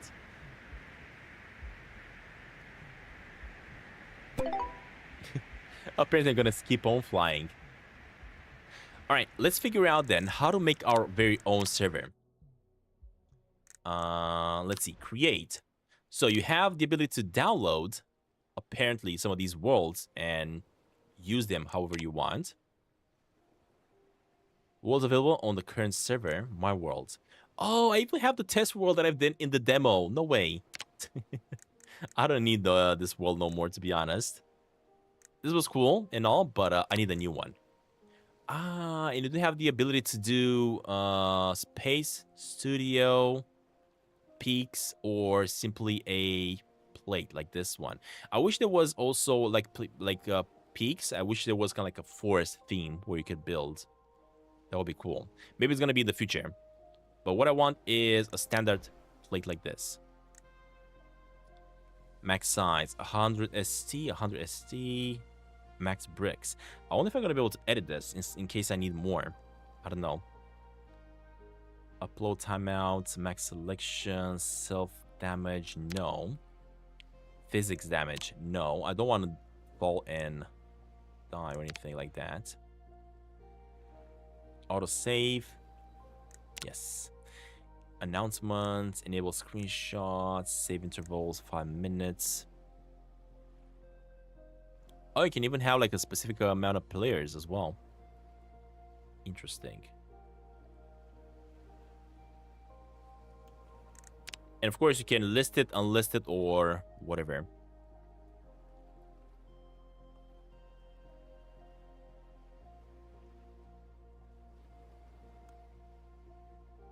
Edit server color palette. I'm gonna change the color. I'm gonna leave it the way it is. Yeah, I'm gonna leave it the way it is. Hopefully, we're gonna be able to kind of like change it a little bit. And there we go. This is how you start a brand new world. And start building at your own leisure. I'm pretty sure you cannot go lower than this. And the reason people are probably building a little bit higher is because this is basically like the bedrock in Minecraft. So you cannot get past the bedrock, right? So what you're going to have to do is basically build something like this. Let's say, there we go. You fly up. And then start building on this side. Now, keep in mind, if you are going to make the Sneaky Sasquatch world, then we're going to need the sewers. We're going to have like locations where you can go up and down to go to the lake. You could go swimming in the lake. So we're probably going to also need water. I'm going to have to figure out how to add water and stuff like that. Thank you for liking the stream. So there's going to be quite a bit of stuff we're going to have to learn. Either that, Or I could actually start building in the middle of the ocean. Because I'm not sure how to add water, though. Yeah, how do you add water? That's a thing I don't really know how to do at the moment. But now that we are all the way up here, look at that. Now you can delete stuff, right? So this is bedrock. You cannot go through bedrock. That's what we need to learn. But how do you add water, though? Wires, mechanics, physics, micro bricks, special bricks, rounds, ramps, plates, and bricks over here. Items.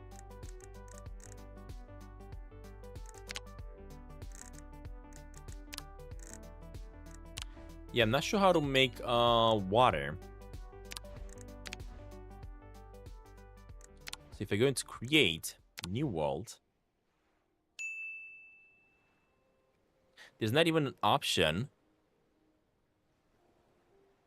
Have kind of like in the middle of the water, which is weird.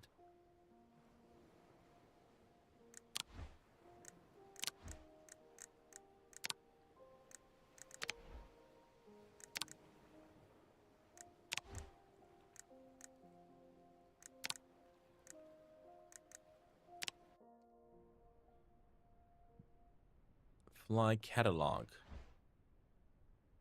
Toggle inventory.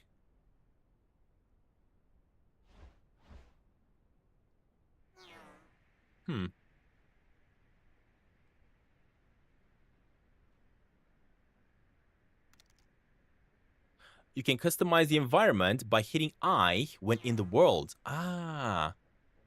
Okay, that's good to know. Hold up. Let me fly back down. So if I hit I...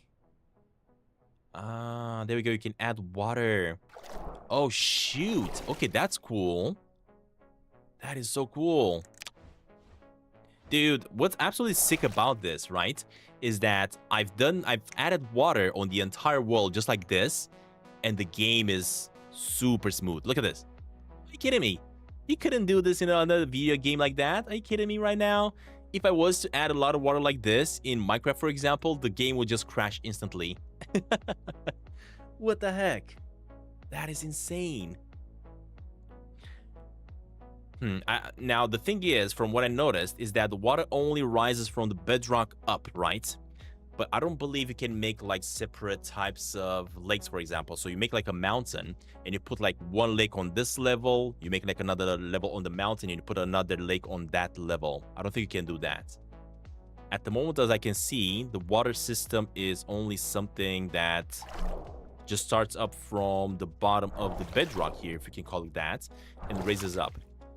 Oh my gosh, we even have the water ripples. Are you kidding me? That's so cool.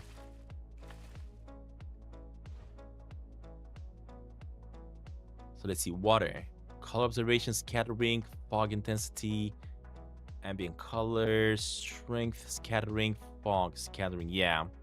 So as I was saying, I don't believe you can have different levels for the water. What about the ground? Pattern intensity.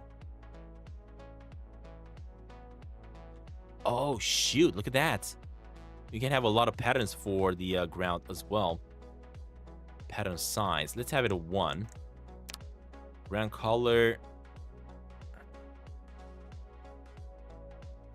This is underwater, so maybe let's change it like something like this. A little bit mossy. Ground color is visible. Oh, shoot. You can even get rid of that water. The bottom of the water. Stud texture. Or you can do it like that, I guess. Okay, that's cool. Huh.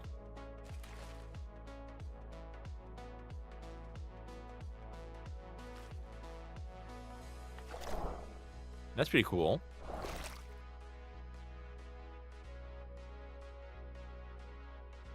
Yeah, I really wish that you could actually, for example, sit in an empty spot. So you build kind of like a, I don't know, like a bowl. You sit in that one and you raise the water only in that bowl, for example. Because I was saying, if you want to make like a mountain with all sorts of ponds, at different levels of the mountain, you are not going to be able to, because the only way you can actually play with the water right now is with this.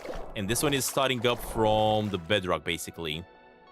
And it goes up however much you need it to go up.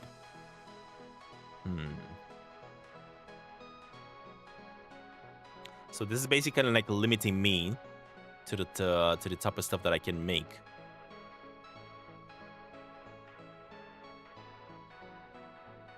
Okay, pretty cool that you have all these options, though. You can even add a little bit of fog if you wanted to your world. Play a little bit with the realism. You can play with the clouds and stuff like that.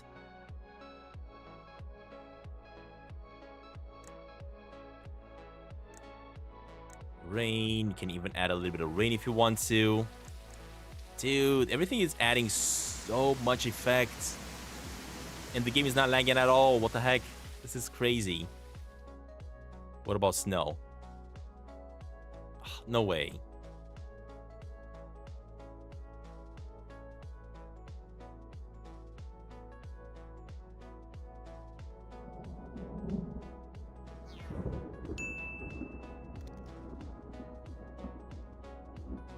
You can even have a time cycle too, which is nice. Yeah. So basically, you can make like different types of weather systems, right? You can have like in about an hour, you can have the rain starting. You can have it last for, let's say, 10 minutes and then turn off. You can maybe even make like, I don't know, seasons, winter time and stuff like that. Close lightning, rain volume. Okay, quite a bit of details you can play with. Not to mention, you can make it day and night, so you can have day-night cycles.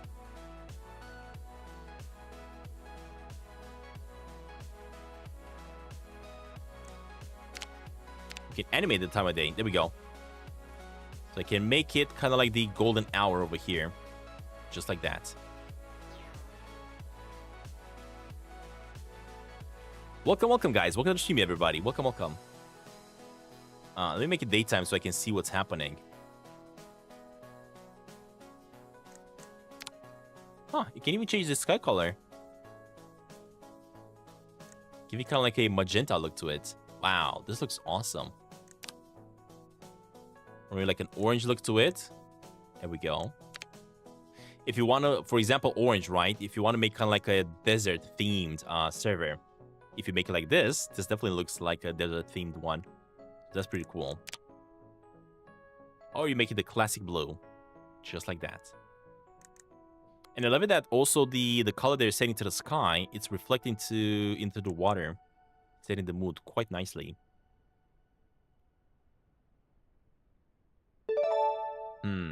Yeah, I wish there was a little bit more details, a little bit more options to the water system. Because you guys know, I want to rebuild the Wall of Sneaky Sasquatch. Now, the problem that I have right now is that in Sneaky Sasquatch, we do have the ocean, right? Which could be this one. But from the ocean, you can also make your way to other regions, such as kind of like lake, where there's another lake section. I guess you could kind of like get rid of that. You could solve it without having to go up and down too much. Yeah, we're gonna have to figure out a couple things, a couple ways to get rid of this situation. The biggest issue is if you go to the mountain and you want to make a lake in there, you can't. Because you're gonna have to raise the water level all the way to that section. And if you do that, you're just gonna flood the rest of the world that you created. So this is a little problematic. It's awesome that developers created the water system, don't get me wrong. But I wish you could actually add it to different levels as well. I really wish I could.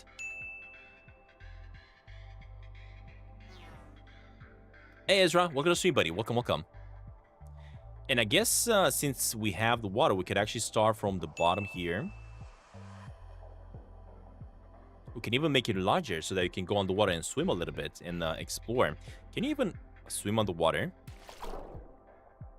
Oh, yeah, we can actually swim on the water. Never mind. So we could definitely raise the level of the water here quite a bit. And then start building underwater. So let's say we have the underwater system being something like 84, for example.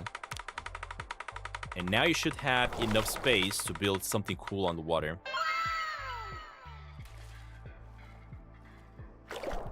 Like a ship and everything like that, right? You could definitely build that for sure.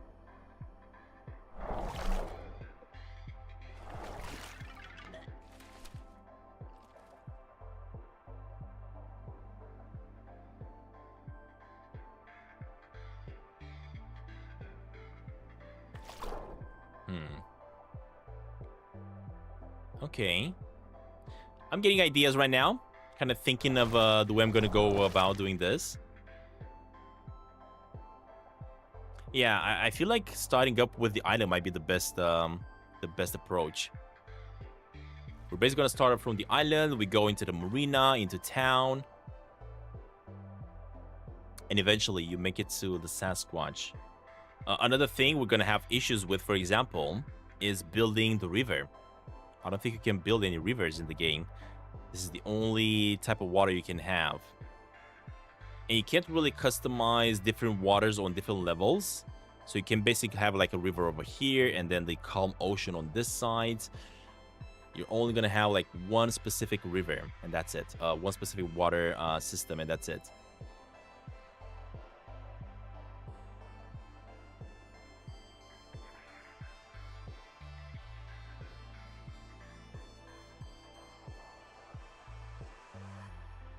And another thing that is super cool is that, let's say you start building, hold up, buddy. Let's say we got, I don't know, let's get this brick. G, grab it.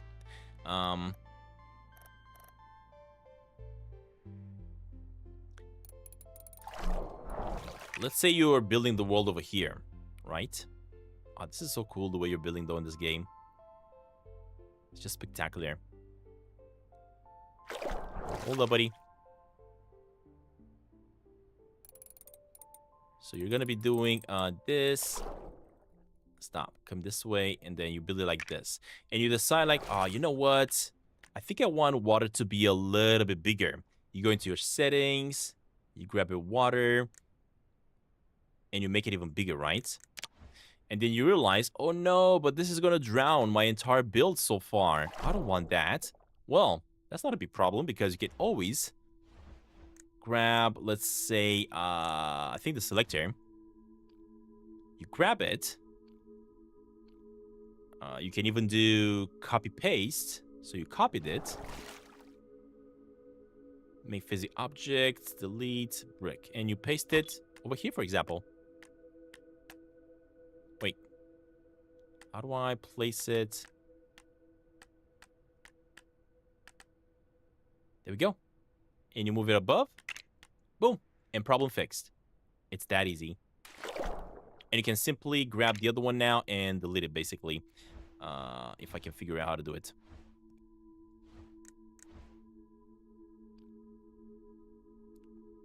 Delete. There we go.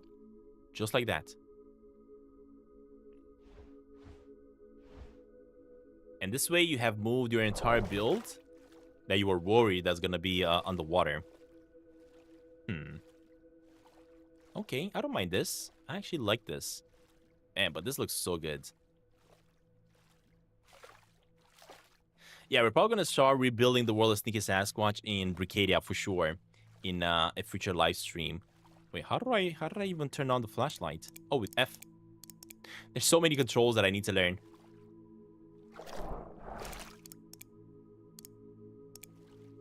This is cool.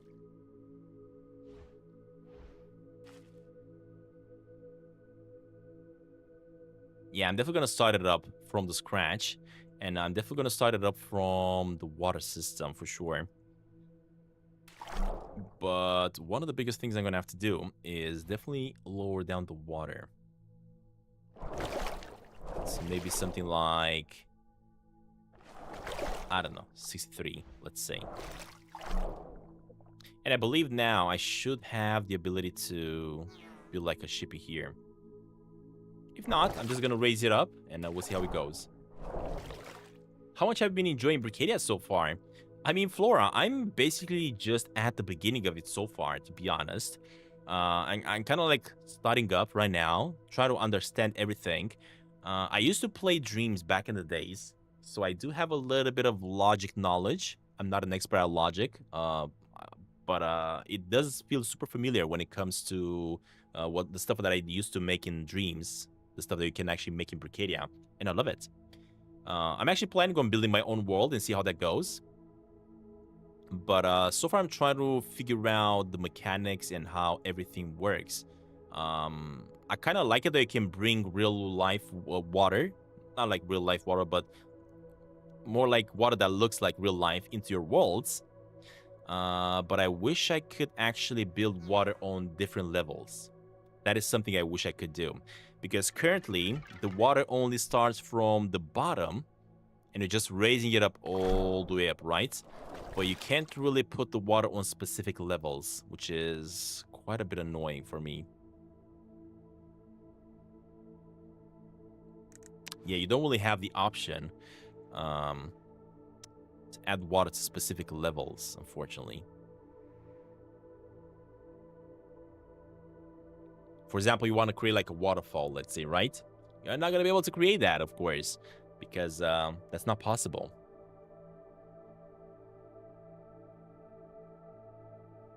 In this game, basically, you don't have the ability to just grab water and place it in a specific spot. In this game, you're only controlling the water from the bottom to the top. That's all.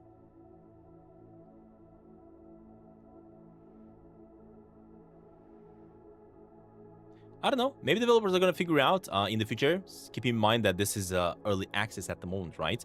Maybe in the future, we are going to have something, some sort of a tool that's going to allow us to control water. These are basically all the tools that we have so far.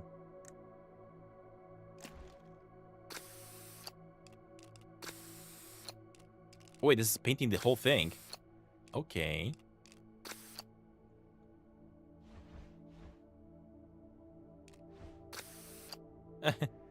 Oh, I made it out of gold and it's now reflecting like crazy.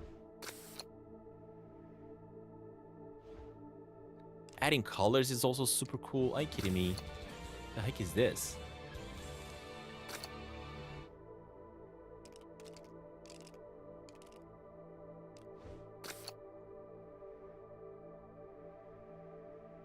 This is kind of like glass, I think. This looks awesome. Yeah, building stuff is gonna be so freaking easy.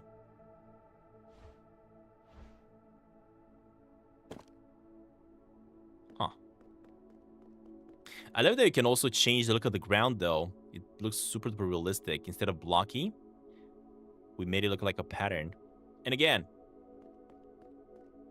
although it's so much water and so many patterns in the world, the game is just moving super smoothly. No lag, no nothing at all. Super, super spectacular. I hope the community will create fun mini games to play with friends and solos. Yeah, I'm planning on try to build some stuff myself. It's gonna take a while because most of all, at the moment I'm trying to kind of like learn how everything works in Brickadia. But yeah, we'll see. We'll see how it goes. Currently, what I can say is that it feels super, super awesome. Brickadia has a very, very good future ahead of it, to be honest. Hey, Meme, No welcome to the stream, buddy. saying Welcome on. cuss words, guys. It's inappropriate and violent.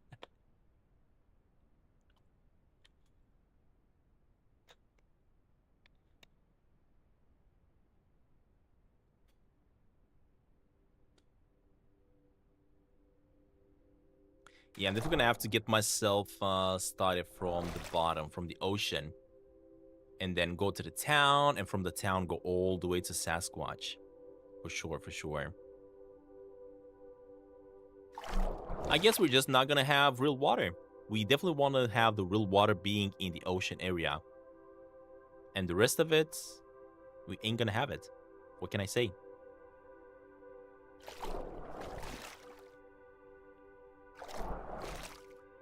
We're just gonna create like fake water instead. Like just bricks that are blue. I don't know. Let me see. Let me see what other things have been created here. Discover. No, I don't want discover actually. Join.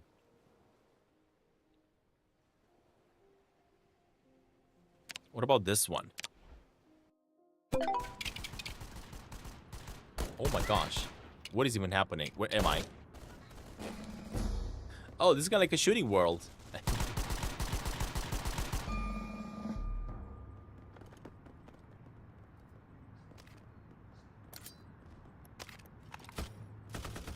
It's kind of like a team deathmatch. It definitely feels like it.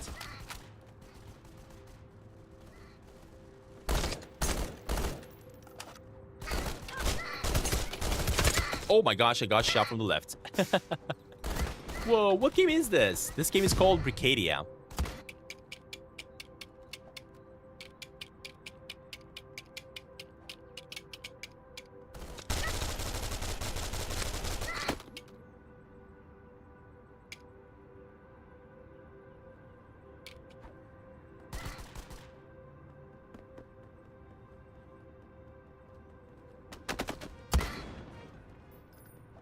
I think this is kind of like a team deathmatch, and basically, oh, he got absolutely annihilated. Basically, you gotta wait for the whole team to be demolished before you jump back in.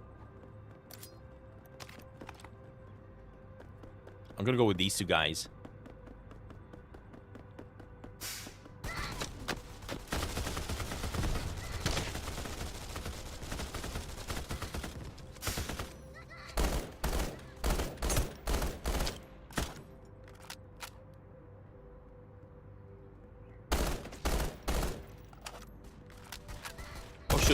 Scared the living dead out of me, buddy.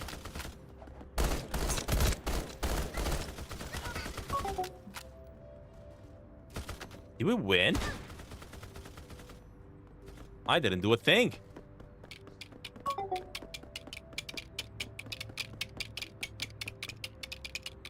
What is the sound? No! I got him. I got a person finally. Oh gosh, what? She was just camping that door. This was like Roblox, but better. Yeah, so much better. So much better than Roblox. Dude, that guy was such a camper. Swell. Thank you very much for the you are support, buddy. slowly becoming one of us. Yeah, this game has a really good future ahead of it because it looks better like Roblox than Roblox. It moves better than Roblox. It is just much better than Roblox.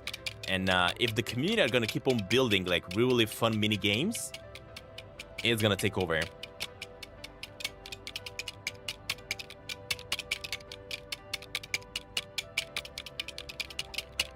There's a really annoying clicking sound. I don't understand it.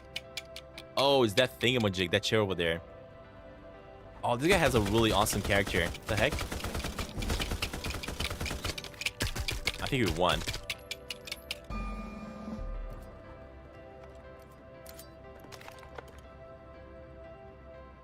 Alright, let's see what we can do here. Please don't die, please don't die, please don't die again.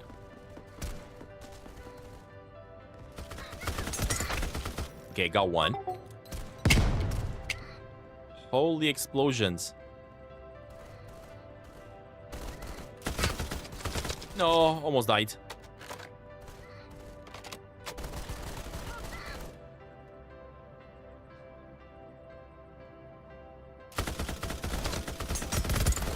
Whew. Absolute demolish that fellow over there.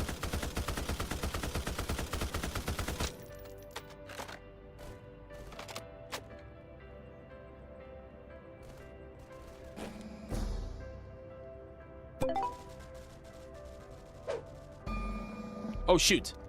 What happened? I think I won. I think we won. I want a sniper.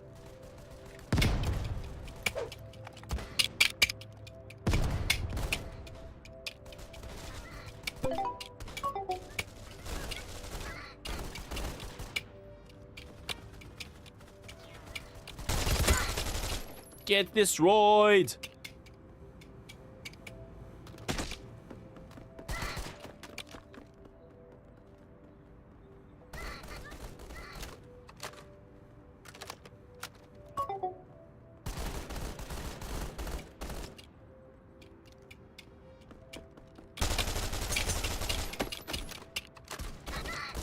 Oh my God, he's leaving that at me. What the heck?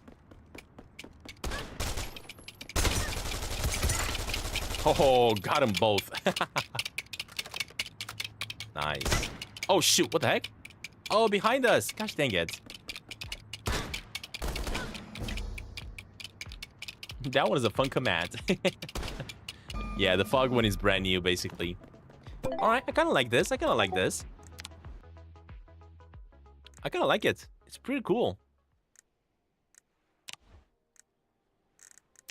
Oh, you can even put a headband on or something. I don't know if I can put something. Oh, never mind. Ah, so I can change my... Can I put like a head? Oh, this looks so much better. I'm a skeleton with a duck head. So much better. Let me see if I can have a skeleton head or something like that. The box is cool and everything, but no. Exactly. I still need to have my little guy inside there.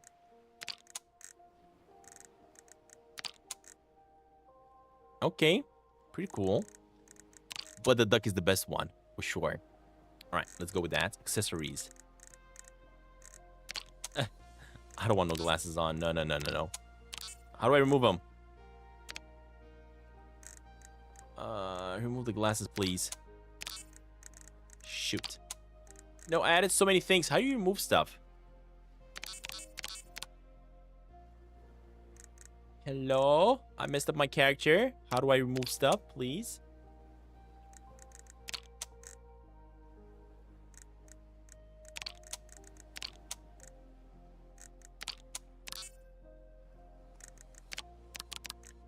Select or drag parts to equip. I don't... Oh, there we go. You just click on drag them out. That's how you remove them, okay? Get out of my character. I don't need that stuff. $30? Forget this game.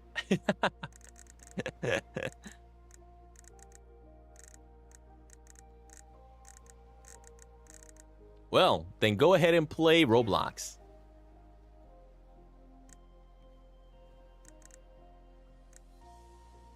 Shaped tail?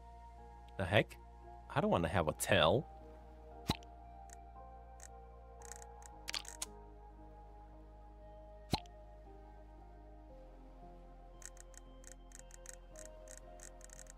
Okay, I think I'm gonna go with this look. Although, I don't know what this bandana is. There we go. Removed it. Perfect. Yeah, I'm gonna keep on going with my look here. Save avatar. Alright, let's see what other servers we got. Castle Siege.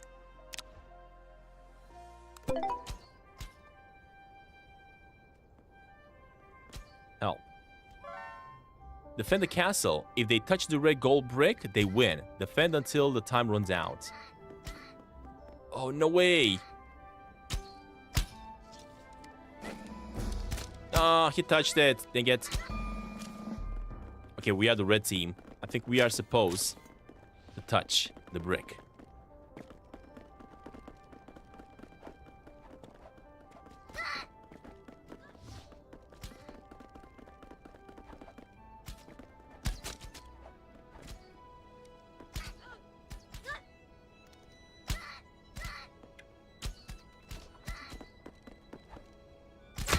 Oh my gosh. It is so tricky. We needed a bow. Why didn't we get a bow? Okay, okay. Oh, I think we have a specific time that we have to actually go and try to defend the bow. Oh my gosh, this is this is tricky. And the crazy thing about it is that people can actually create their own mini games as well, right? Because they do have the ability to create stuff. Oh, you're so dead. Dang it, you're not dead.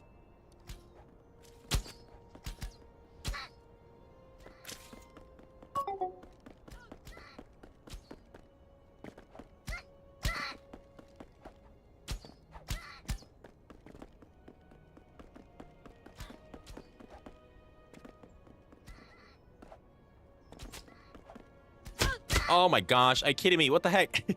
It's impossible for us to get that freaking arrow.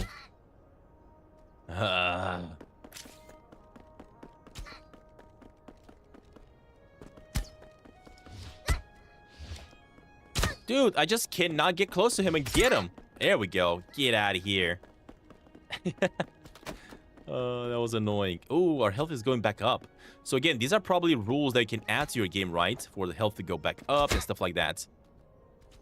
Oh my gosh. I'm getting destroyed.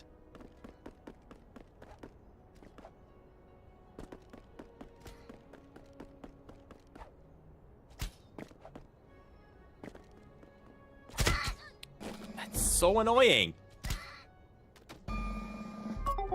It is super tricky to defeat him, to defend this place. Not really to defend, actually to attack. Let's see if we can take care of him now, ourselves.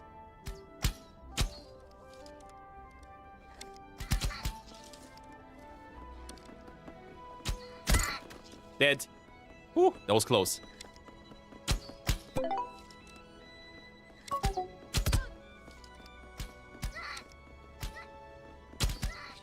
Exact. Oh, I got shot by a bow, seriously?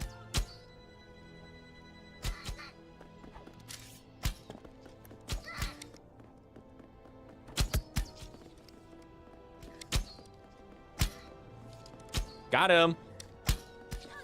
I missed him. I didn't miss that guy, though.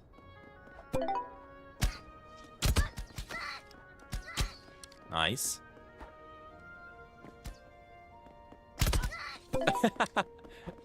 Get terminated, buddy.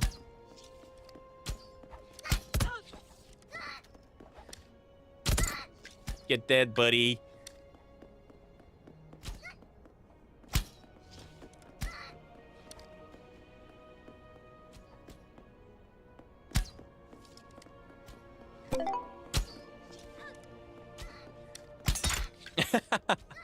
Oh, that's funny.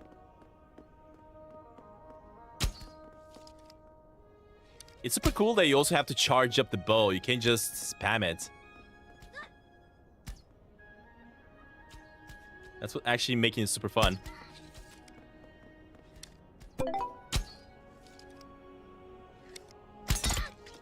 Headshot. Headshot. That guy's dead. Okay.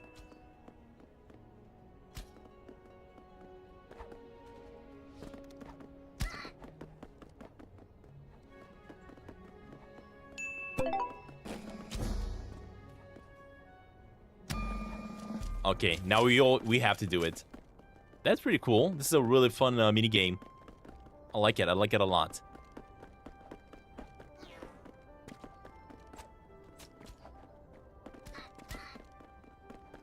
I mean, you guys tell me that this is not better than Roblox. I just want you guys to tell me that. Because this is not true at all. Whew.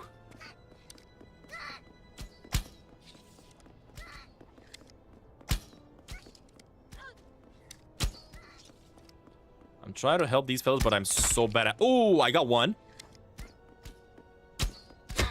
Oh gosh, they got me there.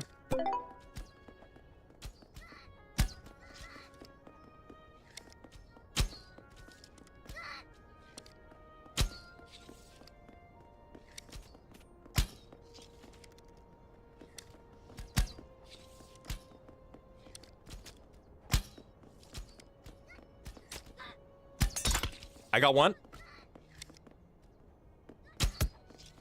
Nice, I got another one.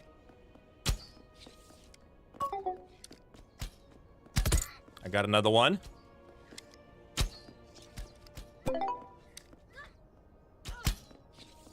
I missed that one, unfortunately. I missed that one as well. Ah, shoot, they got me. Dang it. Whew. Sneaky Sasquatch on Saturdays, guys. You guys have missed the Sneaky Sasquatch stream? Make sure you make it to the Sneaky Sasquatch stream.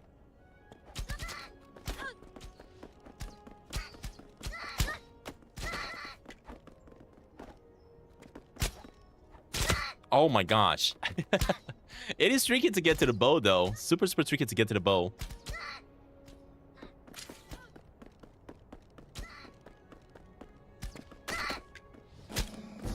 Oh my gosh, there's so many of them. What the heck? I should have just went for the button, to be honest.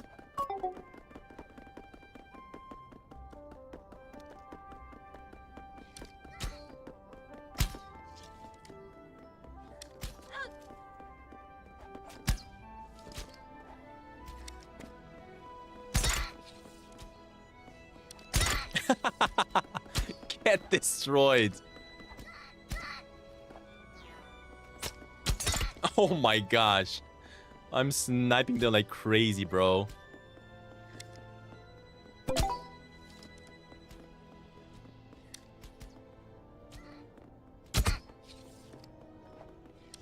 Oh my gosh, I got destroyed.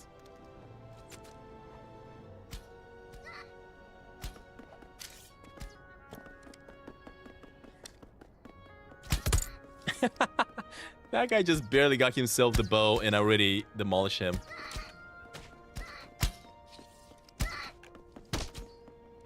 Get out of here, dude.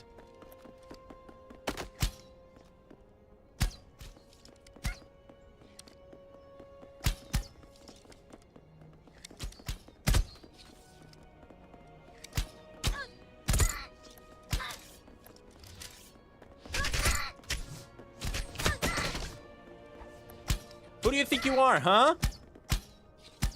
Dead, that's what you are. You're Mr. Dead. Oh shoot, where'd you go? Get out of here. You guys cannot attack.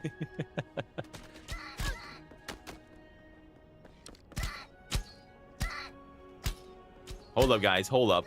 Let me teach you guys what happens when you spam the chat.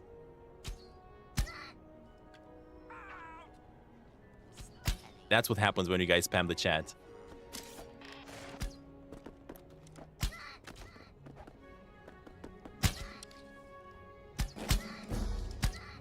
Man, this is cool. Fun little game, to be honest. If you guys want to see Sneaky Sasquatch playthrough, I just played it yesterday, y'all. Go watch the stream. You can't be making it a day late and ask to for someone to play Sneaky Sasquatch. I already played it.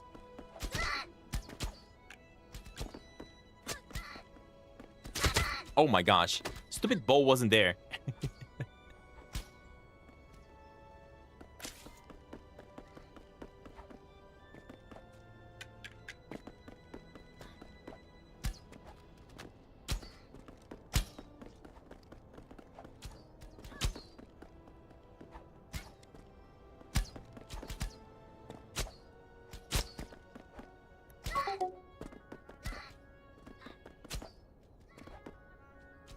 Whew. Okay.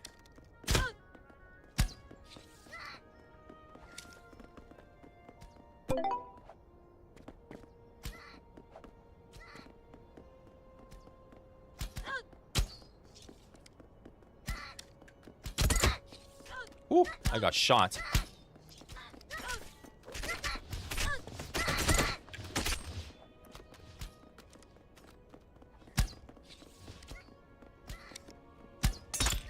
Oh, get sniped.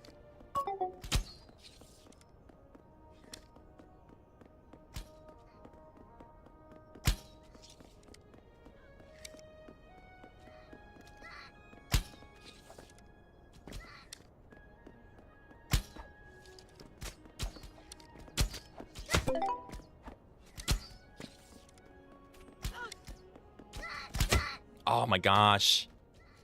I played so bad.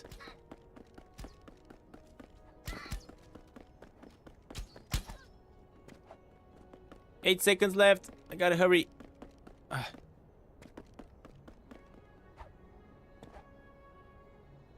Wait, I think the server just crashed. Because I'm making myself to the red button. Ah, shoot. The server crashed. Oh, man. Yeah, this is a really interesting little game, to be honest. Brickadia is the name of this game, y'all. If you guys never heard about it, be ready, because you will soon. For me, I feel like this is so much better. So much better than what Roblox is offering. It's not at the same level of Minecraft. Minecraft has its own universe and everything like that. It's just its own feeling. But Roblox has nothing against this one right now, to be honest. This one is just, it moves good. It feels good. It's awesome. I cannot wait to get into building, though. As I was saying, I'm thinking of way to build the world of Sneaky Sasquatch. The problem here is that the water level is not something I can control, so I cannot control or create different levels for the water. If I start up from the ocean, we are going to have the water, of course, at the bottom of the seafloor. But if I keep on going up towards Sneaky Sasquatch's house or the lake, for example, you ain't going to have access to the water. So we're going to have to figure it out and see how we're going to do it. Hey, Andy, welcome to the stream. Welcome, welcome. And also, bye, everybody, because we're about to end the stream right here. This is super cool. Cannot wait to play some more Brickadia and see how this is gonna go. All right, it's just Roblox, but not pay to win and better graphics. Yeah, better graphics and also moves better with less server delays and bugs, I guess. It's kind of like Lego Fortnite. Yeah, it does feel like a little bit like Lego Fortnite for sure. But the difference with the Lego Fortnite and this one is that in Lego Fortnite, in order for you to build something pretty, you actually need to pay money in order to get all those blueprints. In this one, you don't really need to pay for blueprints. You're just building whatever you want. You're getting all the bricks that you want, and you're free to build whatever you want. That's kind of like the big difference. Because if you're going to Lego Fortnite, you can't really build whatever you want unless you buy kind of like a season pass and have a lot of blueprints.